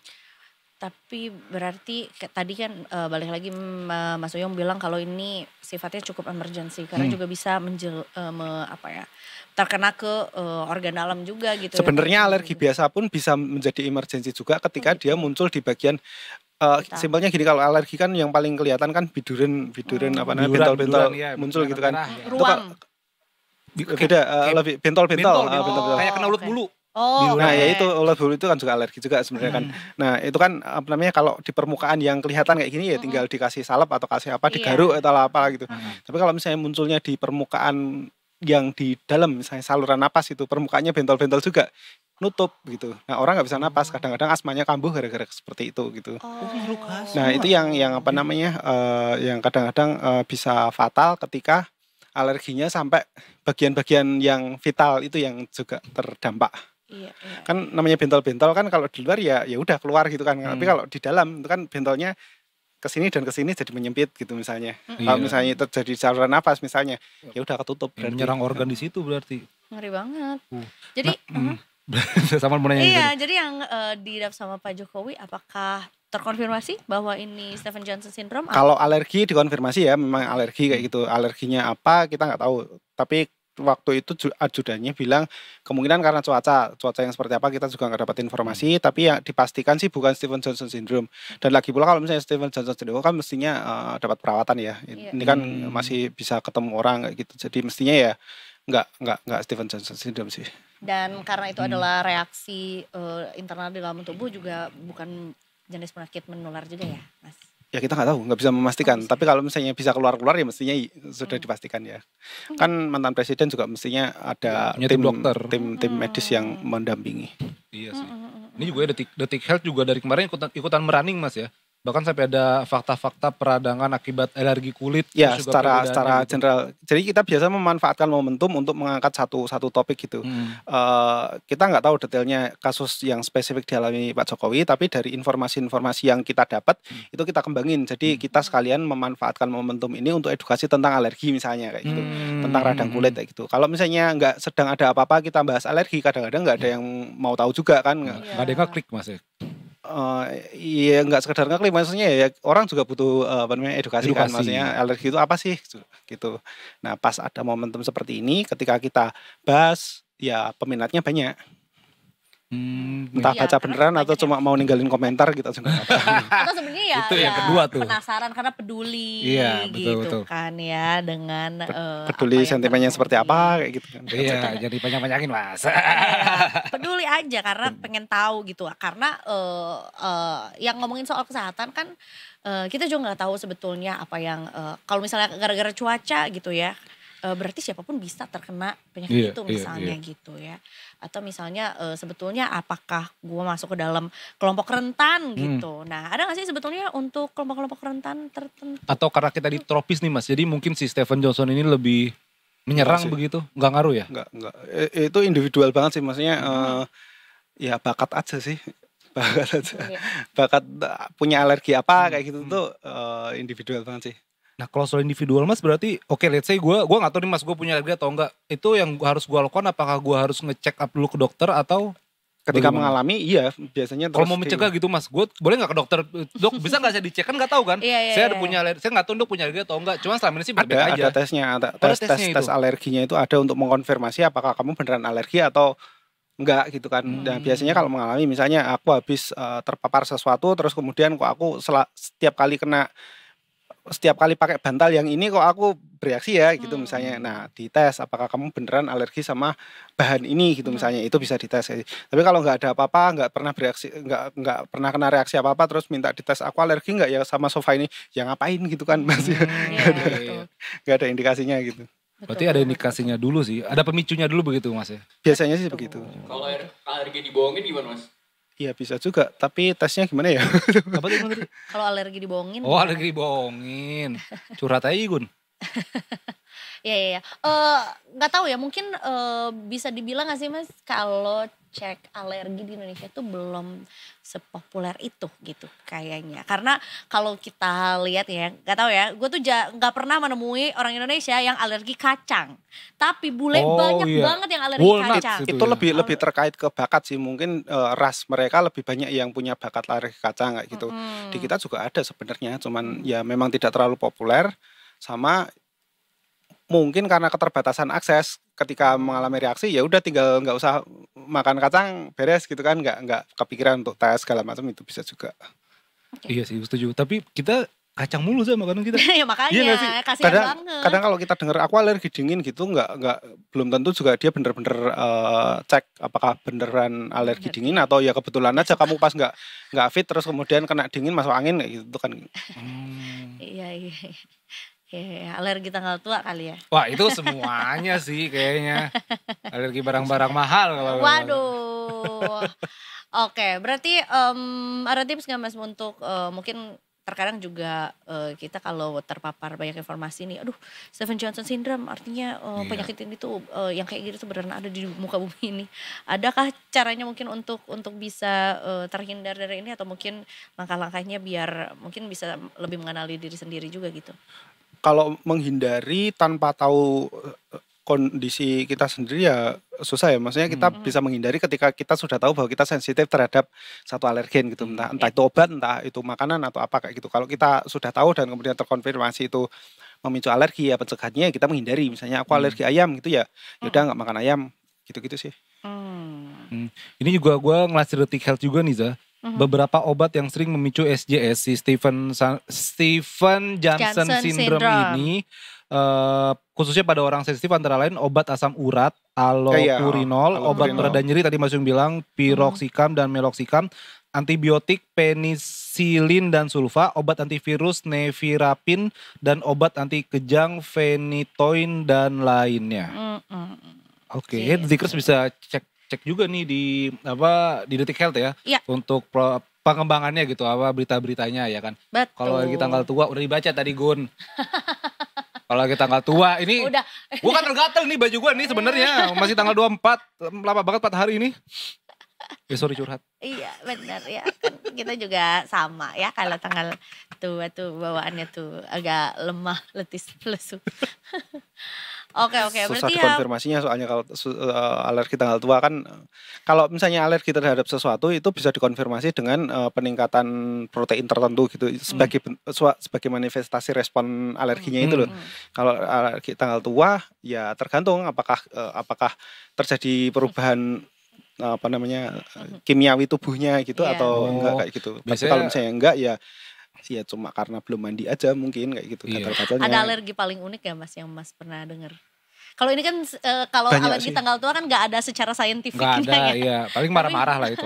Kalau selama ini mungkin alergi yang apa gitu Mas yang unik, yang aneh lah. Gitu.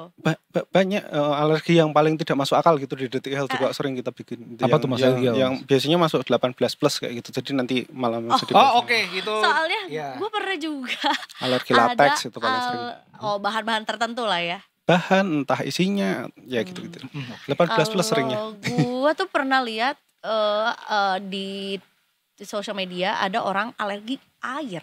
Sampai dia bahkan nggak bisa sikat gigi pakai air, jadi dia cuma bisa pakai kayak ada tablet untuk sikat gigi itu. Orang Indonesia, orang luar? Orang luar. Soal ya nggak tahu ya, bukannya ngeinin ras tertentu, tapi menurut gua seringnya terjadi memang di orang luar sih gitu. Jadi memang nggak bisa cuci rambut, nggak bisa mandi, bahkan minum juga nggak bisa terkena ya. Emang dia kalau kena air kenapa? Kejang-kejang? Enggak, jadi dia jadi bengkak gitu sampai ke mata-matanya bengkak gitu. Gitu. Manusia api jangan-jangan dia. Sedih banget. Bisa kena air. Aneh banget itu menurut gue. Baiklah, Mas Uyung terima kasih banyak. Terima kasih banyak Mas Uyung sudah mampir ke sini pakai batik lagi. Keren banget. Mau kondangan. Kondangan iya. Tapi amat soalnya Mas Uyung jarang-jarang. Bisa pakai stetoskop, pakai apa? Teleskop di situ kan. Teleskop. Itu buat lihat bintang ya. Iya bener, agak ekstrim ya bawa ke sini ya. Nanti abis ini kita masih akan balik lagi, masih ada TMC dulu guys. Oh ada TMC dulu. Oke, dengan Dasyara lagi kita nih sore ini nih. Boleh kalau begitu. Mas Uyung sekali lagi terima kasih. Jangan bosan-bosan untuk mampir juga ke Detik Sore ya. Mudah-mudahan kita sehat selalu. Amin. Amin ya Bang. Nah, habis ini kita akan cari tahu juga kondisi lalu lintas yang juga akan dilaporkan oleh Besti NTMC. Besti NTMC. Apakah sudah siap? Apakah sudah terhubung? Ready. Oke. Ready. Brib Dasyara. Nah. Selamat sore. Selamat sore teman-teman di studio. Silakan kalau begitu dengan laporannya sore hari ini. Ya, baik, terima kasih rekan-rekan di studio dan selamat sore Detikers. Saya Dasyara dari NTMC Kementerian Polri pada sore hari ini akan menginformasikan bagaimana situasi arus lintas terkini tepatnya dari kawasan MT Haryono. Namun tempat kita bersama untuk kondisi arus lalu lintas tepat di belakang saya pada sore hari ini terpantau sudah terjadi peningkatan volume kendaraan dari berbagai arahnya karena memang berkaitan dengan jam pulang perkantoran. Dan yang sama pun juga terjadi untuk arus lalu lintas dari arah Cawang ataupun Halim yang hendak menuju ke arah Selipi. Pada sore hari ini juga terpantau sudah terjadi peningkatan volume kendaraan cukup signifikan. Sementara untuk arus lalu lintas dari arah sebaliknya, yaitu dari arah Kuningan yang hendak menuju ke arah Cawang, Tebet, ataupun yang hendak mengarah ke Halim, pada sore hari ini juga terpantau sudah terjadi peningkatan volume kendaraan, namun masih terbilang lancar. Kemudian Detikers untuk arus lalu lintas di tol dalam kota sendiri dari arah Cawang yang hendak menuju ke arah Kuningan ataupun yang mengarah ke Bandara Soekarno-Hatta pada sore hari ini juga terpantau masih lancar. Sementara untuk arus lalu lintas dari arah sebaliknya di tol dalam kota dari arah Selipi Kuningan yang hendak menuju ke arah Cawang ataupun Halim pada sore hari ini terpantau telah terjadi peningkatan volume kendaraan. Kami menghimbau kepada Anda para pengendara agar tetap berada pada lajur Anda dengan tidak menggunakan alasan terburu-buru agar dapat menggunakan bahu jalan karena bahu jalan hanya diperuntukkan untuk kendaraan dalam kondisi darurat saja. Dan kemudian ketika untuk arus lalu lintas dari arah Pasar Minggu yang hendak menuju ke arah Manggarai pada sore hari juga terpantau sudah terjadi peningkatan volume kendaraan namun masih terbilang lancar. Tak lupa kami juga menghimbau kepada Anda para pengendara khususnya roda 4 yang hendak melintasi sekitaran kawasan ini harap untuk kembali mengecek nomor kendaraan Anda mengingat di kawasan ini menerapkan sistem ganjil genap yang mana pada hari ini tanggal 24 hanya kendaraan berplat nomor genap saja yang dapat melintasi sekitaran kawasan ini. Dan bagi Anda, pengguna jalan roda 4 yang menggunakan plat nomor ganjil dapat mencari jalan alternatif lainnya. Dan Detikers, kami juga menghimbau kepada Anda para pengendara agar selalu tertib dalam berlalu lintas dan juga mematuhi aturan dalam berlalu lintas. Dan bagi Anda Detikers yang ingin tahu sebuah informasi arus lintas terkini, Anda bisa menghubungi layanan call center kami di 14969 ataupun di SMS Center di 9119. Untuk pelanggaran atau kecelakaan keselamatan untuk kemanusiaan, Indonesia tertib dan salam presisi. Demikian Ibda Syahra melaporkan kembali bersama dengan rekan-rekan di studio. Silakan. Terima kasih Ibda Syahara. Ibda Syahara, ada nggak tips supaya pengemudi itu bisa sabar begitu Ibda Syahara? Karena kadang kalau di jalanan kan orang suka nggak sabar begitu Ibda Syahara. Lampu masih kuning udah langsung kayak main cerdas cermat. Ada tipsnya nggak Syahara biar orang tuh bisa sabar, kalem, alon-alon asal lakon gitu kalau naik kendaraan. Asal lakon ya, bukan asal klakson ya Detikers ya. Boleh tipsnya gimana nih? Ada dong tipsnya bagi Anda para pengendara yang hendak atau memang akan menuju ke suatu tempat, harap untuk memberi spare waktu supaya tidak terburu-buru gitu. Jangan acaranya jam 7, datangnya jam 6.45. Di mana jaraknya 20 kilo kan ya, mohon maaf ya, jadi ngebut-ngebutan dong. Betul, sakirana buru-buru mah angkat nanti kamari gitu kalau kata orang Sunda. Kalau buru-buru mah berangkatnya dari kemarin. Iya betul gitu, betul. Jangan ngerusuhin ke jangan yang mepet-mepet ya kan. Acara jam 7 jam 6.50 OTW. Ya. Susah. Terima kasih banyak Ibda Syahara atas laporannya sore hari ini. Sehat selalu dan tentunya salam presisi. Salam presisi. Betul, setuju. Bener ya. Jangan mepet-mepet. Nggak enak dipepet-mepetin tuh. Betul, dipepet-pepetin tuh ya. Dan tentunya juga risih. Iya risih. Yaudah. Kagetin Gunadi. Habis ini kita selesai talk Detikers dan kita ngomongin yang soal tadi itu 100 hari Pak Pramono Anung dan juga Pak Rano Karno dalam memimpin Jakarta. Katanya sih orang pada puas ya? Oh, sebetulnya juga sudah ada lembaga yang menunjukkan seberapa puas gitu ya warga Jakarta. Nanti kita akan cari tahu indikatornya itu apa aja gitu ya. Dan sebenarnya kita pengen tahu juga sebetulnya ketika melakukan survei itu tuh apa aja sih yang dilakukannya gitu. Iya, apakah survei membuktikan? Nanti kita tanya di Detik Sore. Nggak cuma hore-hore, komen sering dulu.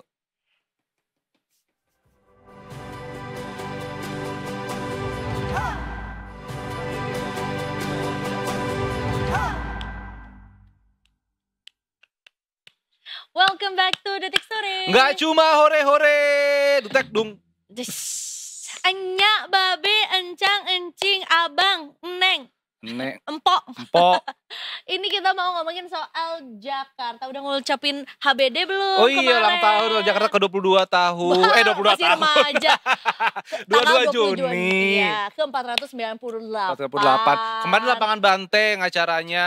Betul. Kayaknya banyak yang merayakan hari jadi Kota Jakarta ya, termasuk salah satu PR kita datang ke PRJ ya. Iya, mau cari tas itu apa? Tas lucu. Yang ciki-ciki itu ya. Lucu dan juga belanja lah pokoknya. Ya. Harus dong. Tapi nggak lepas juga dari DKI Jakarta gitu ya, yang kemarin juga punya hari jadi, tapi juga warga-warganya nih ya juga sempat disurvei katanya. Cocok banget Isa jadi orang Betawi. Iya. Pom nih. Katanya kemarin habis disurvei juga, happy gak sih gitu ya dengan 100 hari kinerja di 100 hari pertama gitu ya di Pak Gubernur kita juga, di Pramono Rano juga gitu. Makanya abis ini kita mau cari tahu nih tingkat kepuasan warga Jakarta soal kinerja gubernur kita tuh seperti apa, dan sebetulnya yang bikin indikator kita happy atau kepuasannya tuh apa aja gitu ya. Makanya kita langsung ngobrol sama ahlinya. Ada Direktur Eksekutif Ethical Politics, Mas Hashibullah Mulyawan atau Mas Awan. Mas Iwan, Selamat sore. Selamat sore Mas Iwan. Sore. Assalamualaikum. Assalamualaikum. Waalaikumsalam. Abang. Kamu yang gini, aku yang gini. Assalamualaikum. Assalamualaikum. Mau ikut Apno? Mas Iwan lagi di mana nih sore hari ini? Masih di acara tadi habis rilis survei tentang kepuasan publik dari Gubernur dan Wakil Gubernur DKI Jakarta, Mpok dan Abang. Oh, Cakep. Bang Iwan, nih kita juga kemarin kan habis peringatan ya hari ulang tahun atau hari jadi lah ya DKI Jakarta juga 498 juga. Ya kayaknya sih kalau dilihat-lihat ya banyak perayaannya. Artinya juga PRJ rame banget gitu ya. Kemudian di beberapa titik di kota Jakarta juga banyak perayaannya juga. Nah sekarang kita mau cari tahu warganya beneran happy nggak nih? Atau ada tingkat kepuasan yang kita juga perlu tahu nggak nih? Sebelum diinfokan hasilnya, sebetulnya gimana sih caranya bisa mencari tahu? Ini kayaknya harus canggih banget gitu ya untuk cari tahu. Metodologinya kayak gimana gitu Bang? Tingkat kepuasan dari warga Jakarta. Untuk caranya sendiri kita mengambil survei ini dari tanggal 19 sampai 26 Mei ya 2025 dengan kita menempatkan responden sebanyak 1.280 responden. Lalu kita menggunakan untuk penentuan responden itu menggunakan stratified random sampling. Jadi kita lakukan secara random untuk gender, wilayah dan lain sebagainya. Lalu untuk tingkat margin error kita di angka 2,78%, dengan tingkat kepercayaan itu di angka 95%, seperti itu. Jadi kita dari tanggal 19 sampai 26 Mei melakukan survei di lapangan, lalu dengan pengelolaan data dan sebagainya, sampai akhirnya ditemukan hasil kepuasan publik masyarakat DKI Jakarta terkait dengan kepuasan kinerja dari Gubernur dan Wakil Gubernur DKI Jakarta, Mas Pramono Anung dan juga Bang Dun. Hai, ini rasanya kayak balik lagi ke metodologi penelitian pada saat skripsi kuantitatif gitu ya. Kayak kuliah ya. Berapa banyak sampelnya, dari mana diambilnya gitu ya, dan akhirnya responden-responden ini menunjukkan sebuah hasil yang lumayan nih gitu ya. Katanya. Ini catatan tingkat kepuasan publiknya 77,73% ya Bang Iwan ya? Iya, 77,73% masyarakat DKI Jakarta itu puas dengan kinerja dari Gubernur dan Wakil Gubernur DKI Jakarta selama 100 hari lebih. Lalu di angka 22,27% itu merasa belum puas dengan kinerja dari Gubernur dan Wakil Gubernur DKI Jakarta.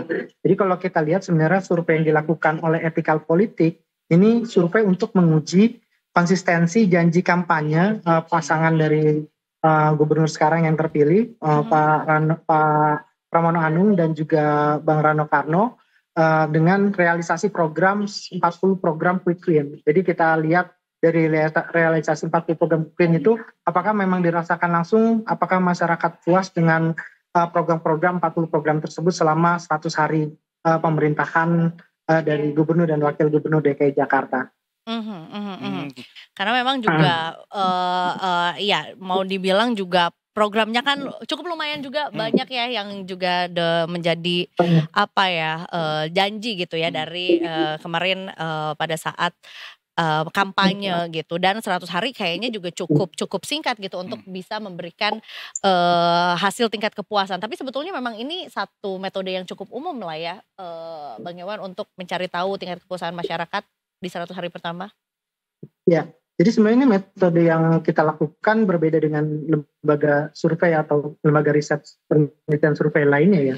Karena kita melihat program kerja atau program 100 hari dari pasangan Gubernur dan Wakil Gubernur DKI Jakarta. Jadi kan dari survei yang lain kan hanya secara umum melihat kepuasan publik terkait dengan kinerja-kinerja mereka di masyarakat seperti apa. Juga di sini tadi kan kita mendapatkan angka sebesar 77,73% terkait dengan keseluruhan responden itu merasa puas dengan kinerjanya Gubernur dan Wakil Gubernur DKI Jakarta. Lalu di situ kita melakukan menguji lagi dengan tingkat kepuasan berdasarkan kualitas kepemimpinan. Jadi kita ajukan 9 pertanyaan, diantaranya yaitu transparansi anggaran, tata kelola anggaran, ketegasan Gubernur dan Wakil Gubernur, usaha Gubernur Wakil Gubernur turun ke masyarakat, lalu program yang saat ini dijalankan, komunikasi kebijakan, lalu kebijakan yang sesuai dengan kondisi saat ini, komitmen janji saat kampanye, lalu kemampuan menyerap aspirasi dari masyarakat. Lalu dari 9 pertanyaan itu, 78,1% responden cukup puas dengan kemampuan menyerap aspirasi dari Gubernur dan Wakil Gubernur DKI Jakarta. disusul dengan komitmen atau janji saat kampanye sebesar 76,4%. Dan kebijakan yang sesuai dengan kondisi saat ini sebesar 76,4%. Artinya bahwa dari hasil survei ini kita kan ingin menguji konsistensi kan janji kampanye. Jadi masyarakat DKI Jakarta merasa gubernur dan wakil gubernur DKI Jakarta ini cukup konsisten dengan janji kampanyenya ketika masa kontestasi Pilgub dan Pilgub DKI Jakarta lalu. Itu makanya ada di angka 76,4%. Dan gubernur dan wakil gubernur Jakarta ini mampu menyerap aspirasi masyarakat sebesar 70,1%. 78,1%. Oke, Mas mau mundur dulu ke angka yang juga akhirnya ditemukan dari 290 responden ini. Apakah semuanya adalah pemilih dari Pramono Rano atau sebetulnya juga yang menjadi responden juga adalah yang pada saat kontestasi politik juga tidak memilih pasangan ini? Kita mengambil sampling itu berdasarkan bukan hanya pemilih dari pasangan dari gubernur dan wakil gubernur saat ini. Jadi memang dari 3 pasang respon kemarin yang ada, kita mintai pendapat mereka terkait dengan kepuasan mereka terhadap gubernur dan wakil gubernur terpilih. Jadi memang di data survei kita pada pilkada kemarin kita menanyakan kembali ya dalam survei ini pada pilkada kemarin mereka milih siapa. Jadi sebanyak 60% responden saat pilkada Jakarta milih Pram Rano. Lalu disusul 18,2% milih Ridwan Kamil dan 11,6% memilih Darmakun. Jadi kita melihat respon dari keseluruhan pemilih baik dari pemilih Ridwan Kamil dan juga Darmakun itu juga melihat bagaimana kepuasan mereka terhadap kinerja dari gubernur dan wakil gubernur Jakarta saat ini, seperti itu.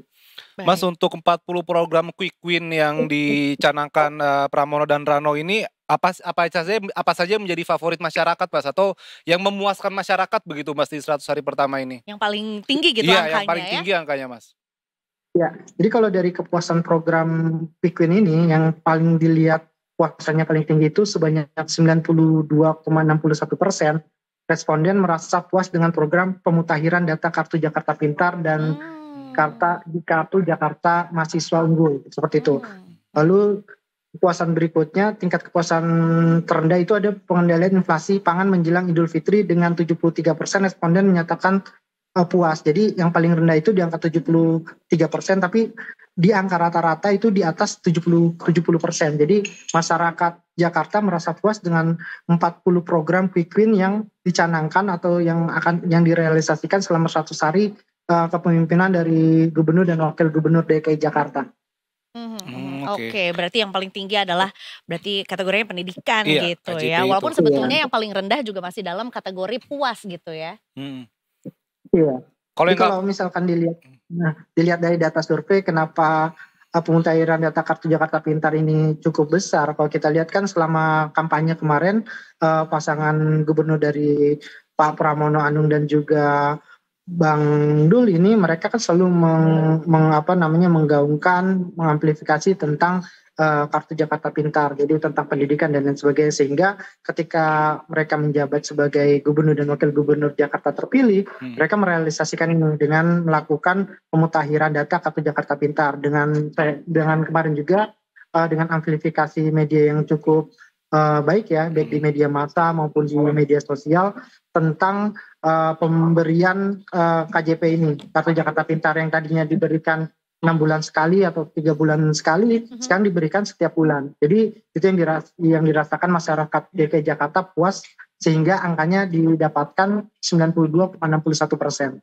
Oh, berarti masyarakat Jakarta bisa lebih tenang dalam mengenyam pendidikan gitu ya. Amin. Karena juga salah satu programnya juga sudah terlaksana di 100 hari pertama gitu ya. Apakah Bang Iwan, tingkat kepuasan ini cukup kuat sebagai legitimasi politik atau masih bersifat bulan madu aja nih, Mas? Honeymoon phase. Iya, atau gitu lagi honeymoon aja nih, Bang. Atau justru ini jadi ya bisa dibilang kesan pertama yang menggoda begitu? Ya, yang jelas ini kan kita mengukur baru 100 hari pertama ya. Artinya masih banyak waktu sampai dengan 5 tahun ke depan, sampai dengan 2029. Jadi memang masih banyak PR dari pasangan gubernur dan wakil gubernur terpilih ini untuk bisa merealisasikan program-program yang mereka janjikan saat kampanye dan harus direalisasikan selama 5 tahun ke depan. Sehingga program-program tersebut dapat dirasakan langsung oleh masyarakat, khususnya masyarakat DKI Jakarta. Seperti itu. Biasanya ada survei di berapa harian lagi atau berapa bulanan atau berapa tahunan lagi nggak sih, Bang Imam? Umum nggak itu dilakukan kembali gitu? Biasanya kita akan melakukan survei kan untuk melihat kinerja ya. Jadi memang setiap kepala daerah kan setiap 100 hari pertama mereka akan mencanangkan program. Itu artinya kita akan mengukur kinerja mereka untuk konsisten mencanangkan program itu direalisasikan atau tidak.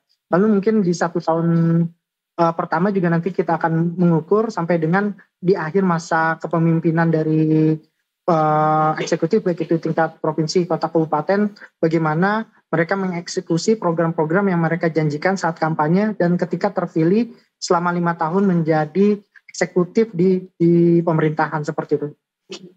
Oke. Dan yang namanya survei kan juga kadang ada yang nggak puas juga Bang Iwan ya, atau mungkin kurang puas begitu.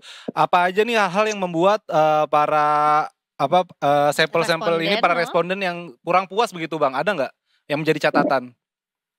Ya, kalau kita lihat ketidakpuasan masyarakat DKI Jakarta ini, kita kan membagi matriks ya.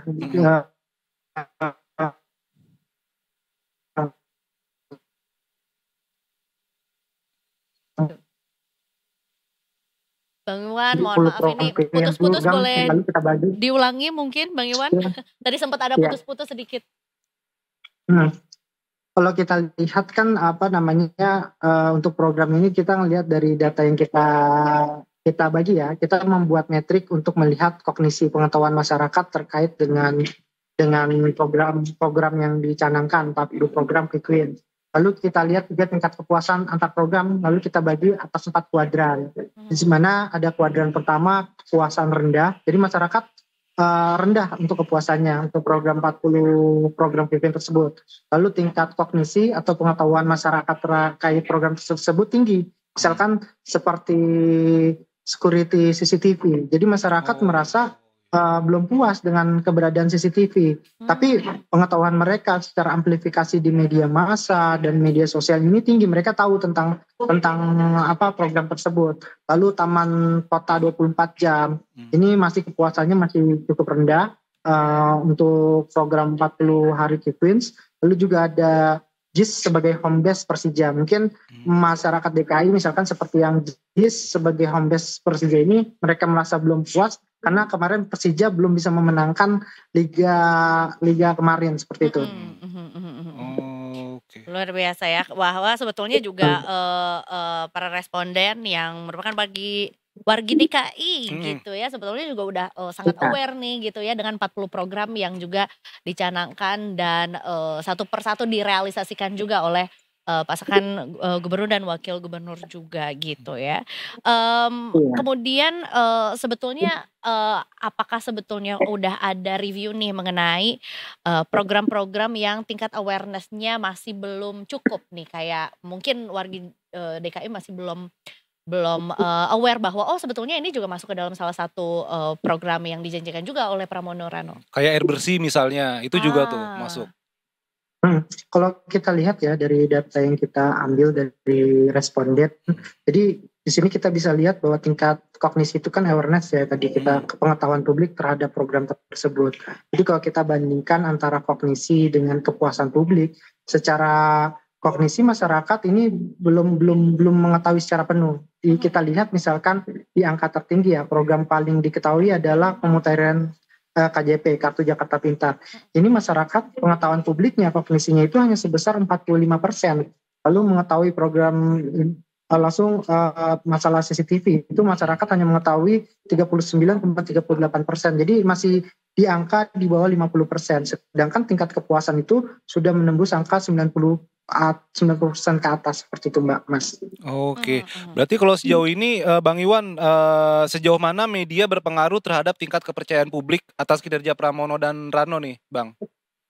Ya, jadi media itu kan sebagai upaya untuk mengamplifikasikan ya untuk program-program dari Gubernur dan Wakil Gubernur DKI Jakarta. Jadi ketika program itu direalisasikan dan tidak diamplifikasikan, artinya masyarakat tidak tahu tentang program tersebut. Misalkan ada di sini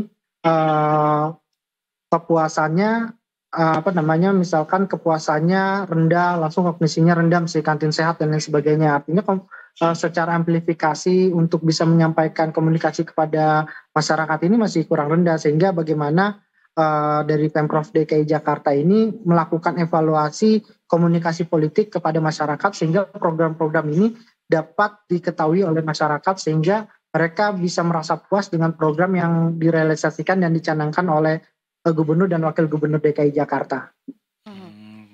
Kalau nggak salah juga ada tadi sempat di-mention di awal banget bahwa memang ada salah satu programnya dari Pramono Rano itu adalah mendengar dan memberikan feedback gitu ya dari keinginan masyarakat DKI Jakarta juga. Itu kategorinya apa ya tadi sebutannya aku lupa. Tapi bagaimana pelaksanaan mengenai hal itu? Karena biasanya warga ini ada aja yang pengen curhat gitu sama gubernurnya dan pengen pasti permasalahan di setiap daerah juga berbeda gitu, Bang Iwan. Ya, pastinya kalau kita lihat dari data ya tadi tingkat kepuasan berdasarkan kualitas kepemimpinan. Tadi kan yang Po bilang tuh tingkat penyerapan aspirasinya itu 78,1%. Jadi memang dari masa kampanye kemarin Mas Pram dan Bang Dul ini menyerap aspirasi dari masyarakat sehingga program-program tersebut memang sesuai yang dibutuhkan oleh masyarakat di setiap wilayah kota kabupaten yang ada di Provinsi DKI Jakarta sehingga itu bisa direalisasikan. Misalkan masyarakat menginginkan taman kota 24 jam. Artinya memang masyarakat DKI Jakarta itu jenuh misalkan setelah kerja dan lain sebagainya, makanya butuh ruang-ruang terbuka untuk bisa berdiskusi dan lain sebagainya.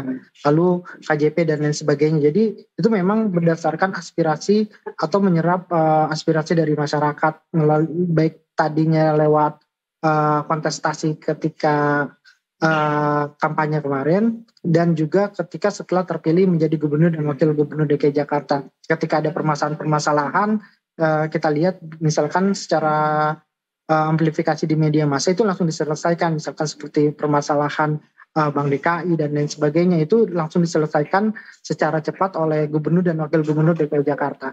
Wih, mantap. Berarti sebetulnya bisa dikatakan sudah efektif menjangkau berbagai kelompok masyarakat atau mungkin ada kelompok masyarakat yang lebih unggul gitu di tingkat bawah, menengah atau atas gitu, Mas Bang Iwan. Ya kalau kita kan melihat dari respon ini kan secara keseluruhan ya, kelompok Abang. Jadi secara keseluruhan kita melihatnya. Jadi kita menggunakan starter rate random sampling itu kita random, baik itu kalangan menengah, atas, kalangan bawah, kalangan dari kelompok misalkan yang wirausaha, kalangan pelajar dan sebagainya, kita melihat aspirasi dari mereka terkait dengan kepuasan publik tersebut. Jadi kita menggolongkan secara umum semua kelompok itu sudah masuk ke dalam responden yang kita wawancarai sebanyak 1.280 responden tersebut.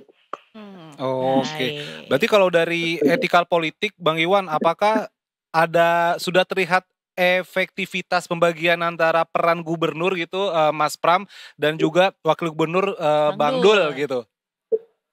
Ya, saya lihat ini sudah ada pembagian peran yang cukup baik ya antara Bang Dul dan juga Mas Pram. Jadi kalau saya lihat beberapa misalkan karena Pak Wakil Gubernur ini memang fokusnya di industri kreatif dan lain sebagainya. Saya lihat memang pemokusan mereka itu di industri kreatif, di masalah tentang sosial dan lain sebagainya. Dan karena Pak Pram saya lihat ini pernah sebagai menteri dan dia juga mengerti tentang birokrasi. Jadi memang saya lihat Pak Pram ini lebih fokus kepada pembagian tugas untuk mengurusi birokrasi dan kebijakan-kebijakan publik untuk DKI Jakarta. Iya. Cocok banget kayak BP nama Robin. Iya benar. Ini pasangan yang cocok ini. Benar. Termasuk juga salah satu. Yang satunya satset, yang satunya kalem. Iya lagi. Jadi saling melengkapi gitu ya. Termasuk kalau boleh berpendapat secara pribadi juga ya gitu. Salah satu yang mungkin menjadi favorit aku adalah ajakan untuk wargi Jakarta gitu ya, nggak cuma PNS-nya aja, tapi juga seluruh lapisan masyarakatnya untuk naik kendaraan umum, transportasi umum gitu. Dan katanya angkanya juga cukup meningkat gitu ya. Walaupun tadi kayaknya belum disinggung soal transportasi umum, Bang Iwan, ada yang mau ditambahin mungkin?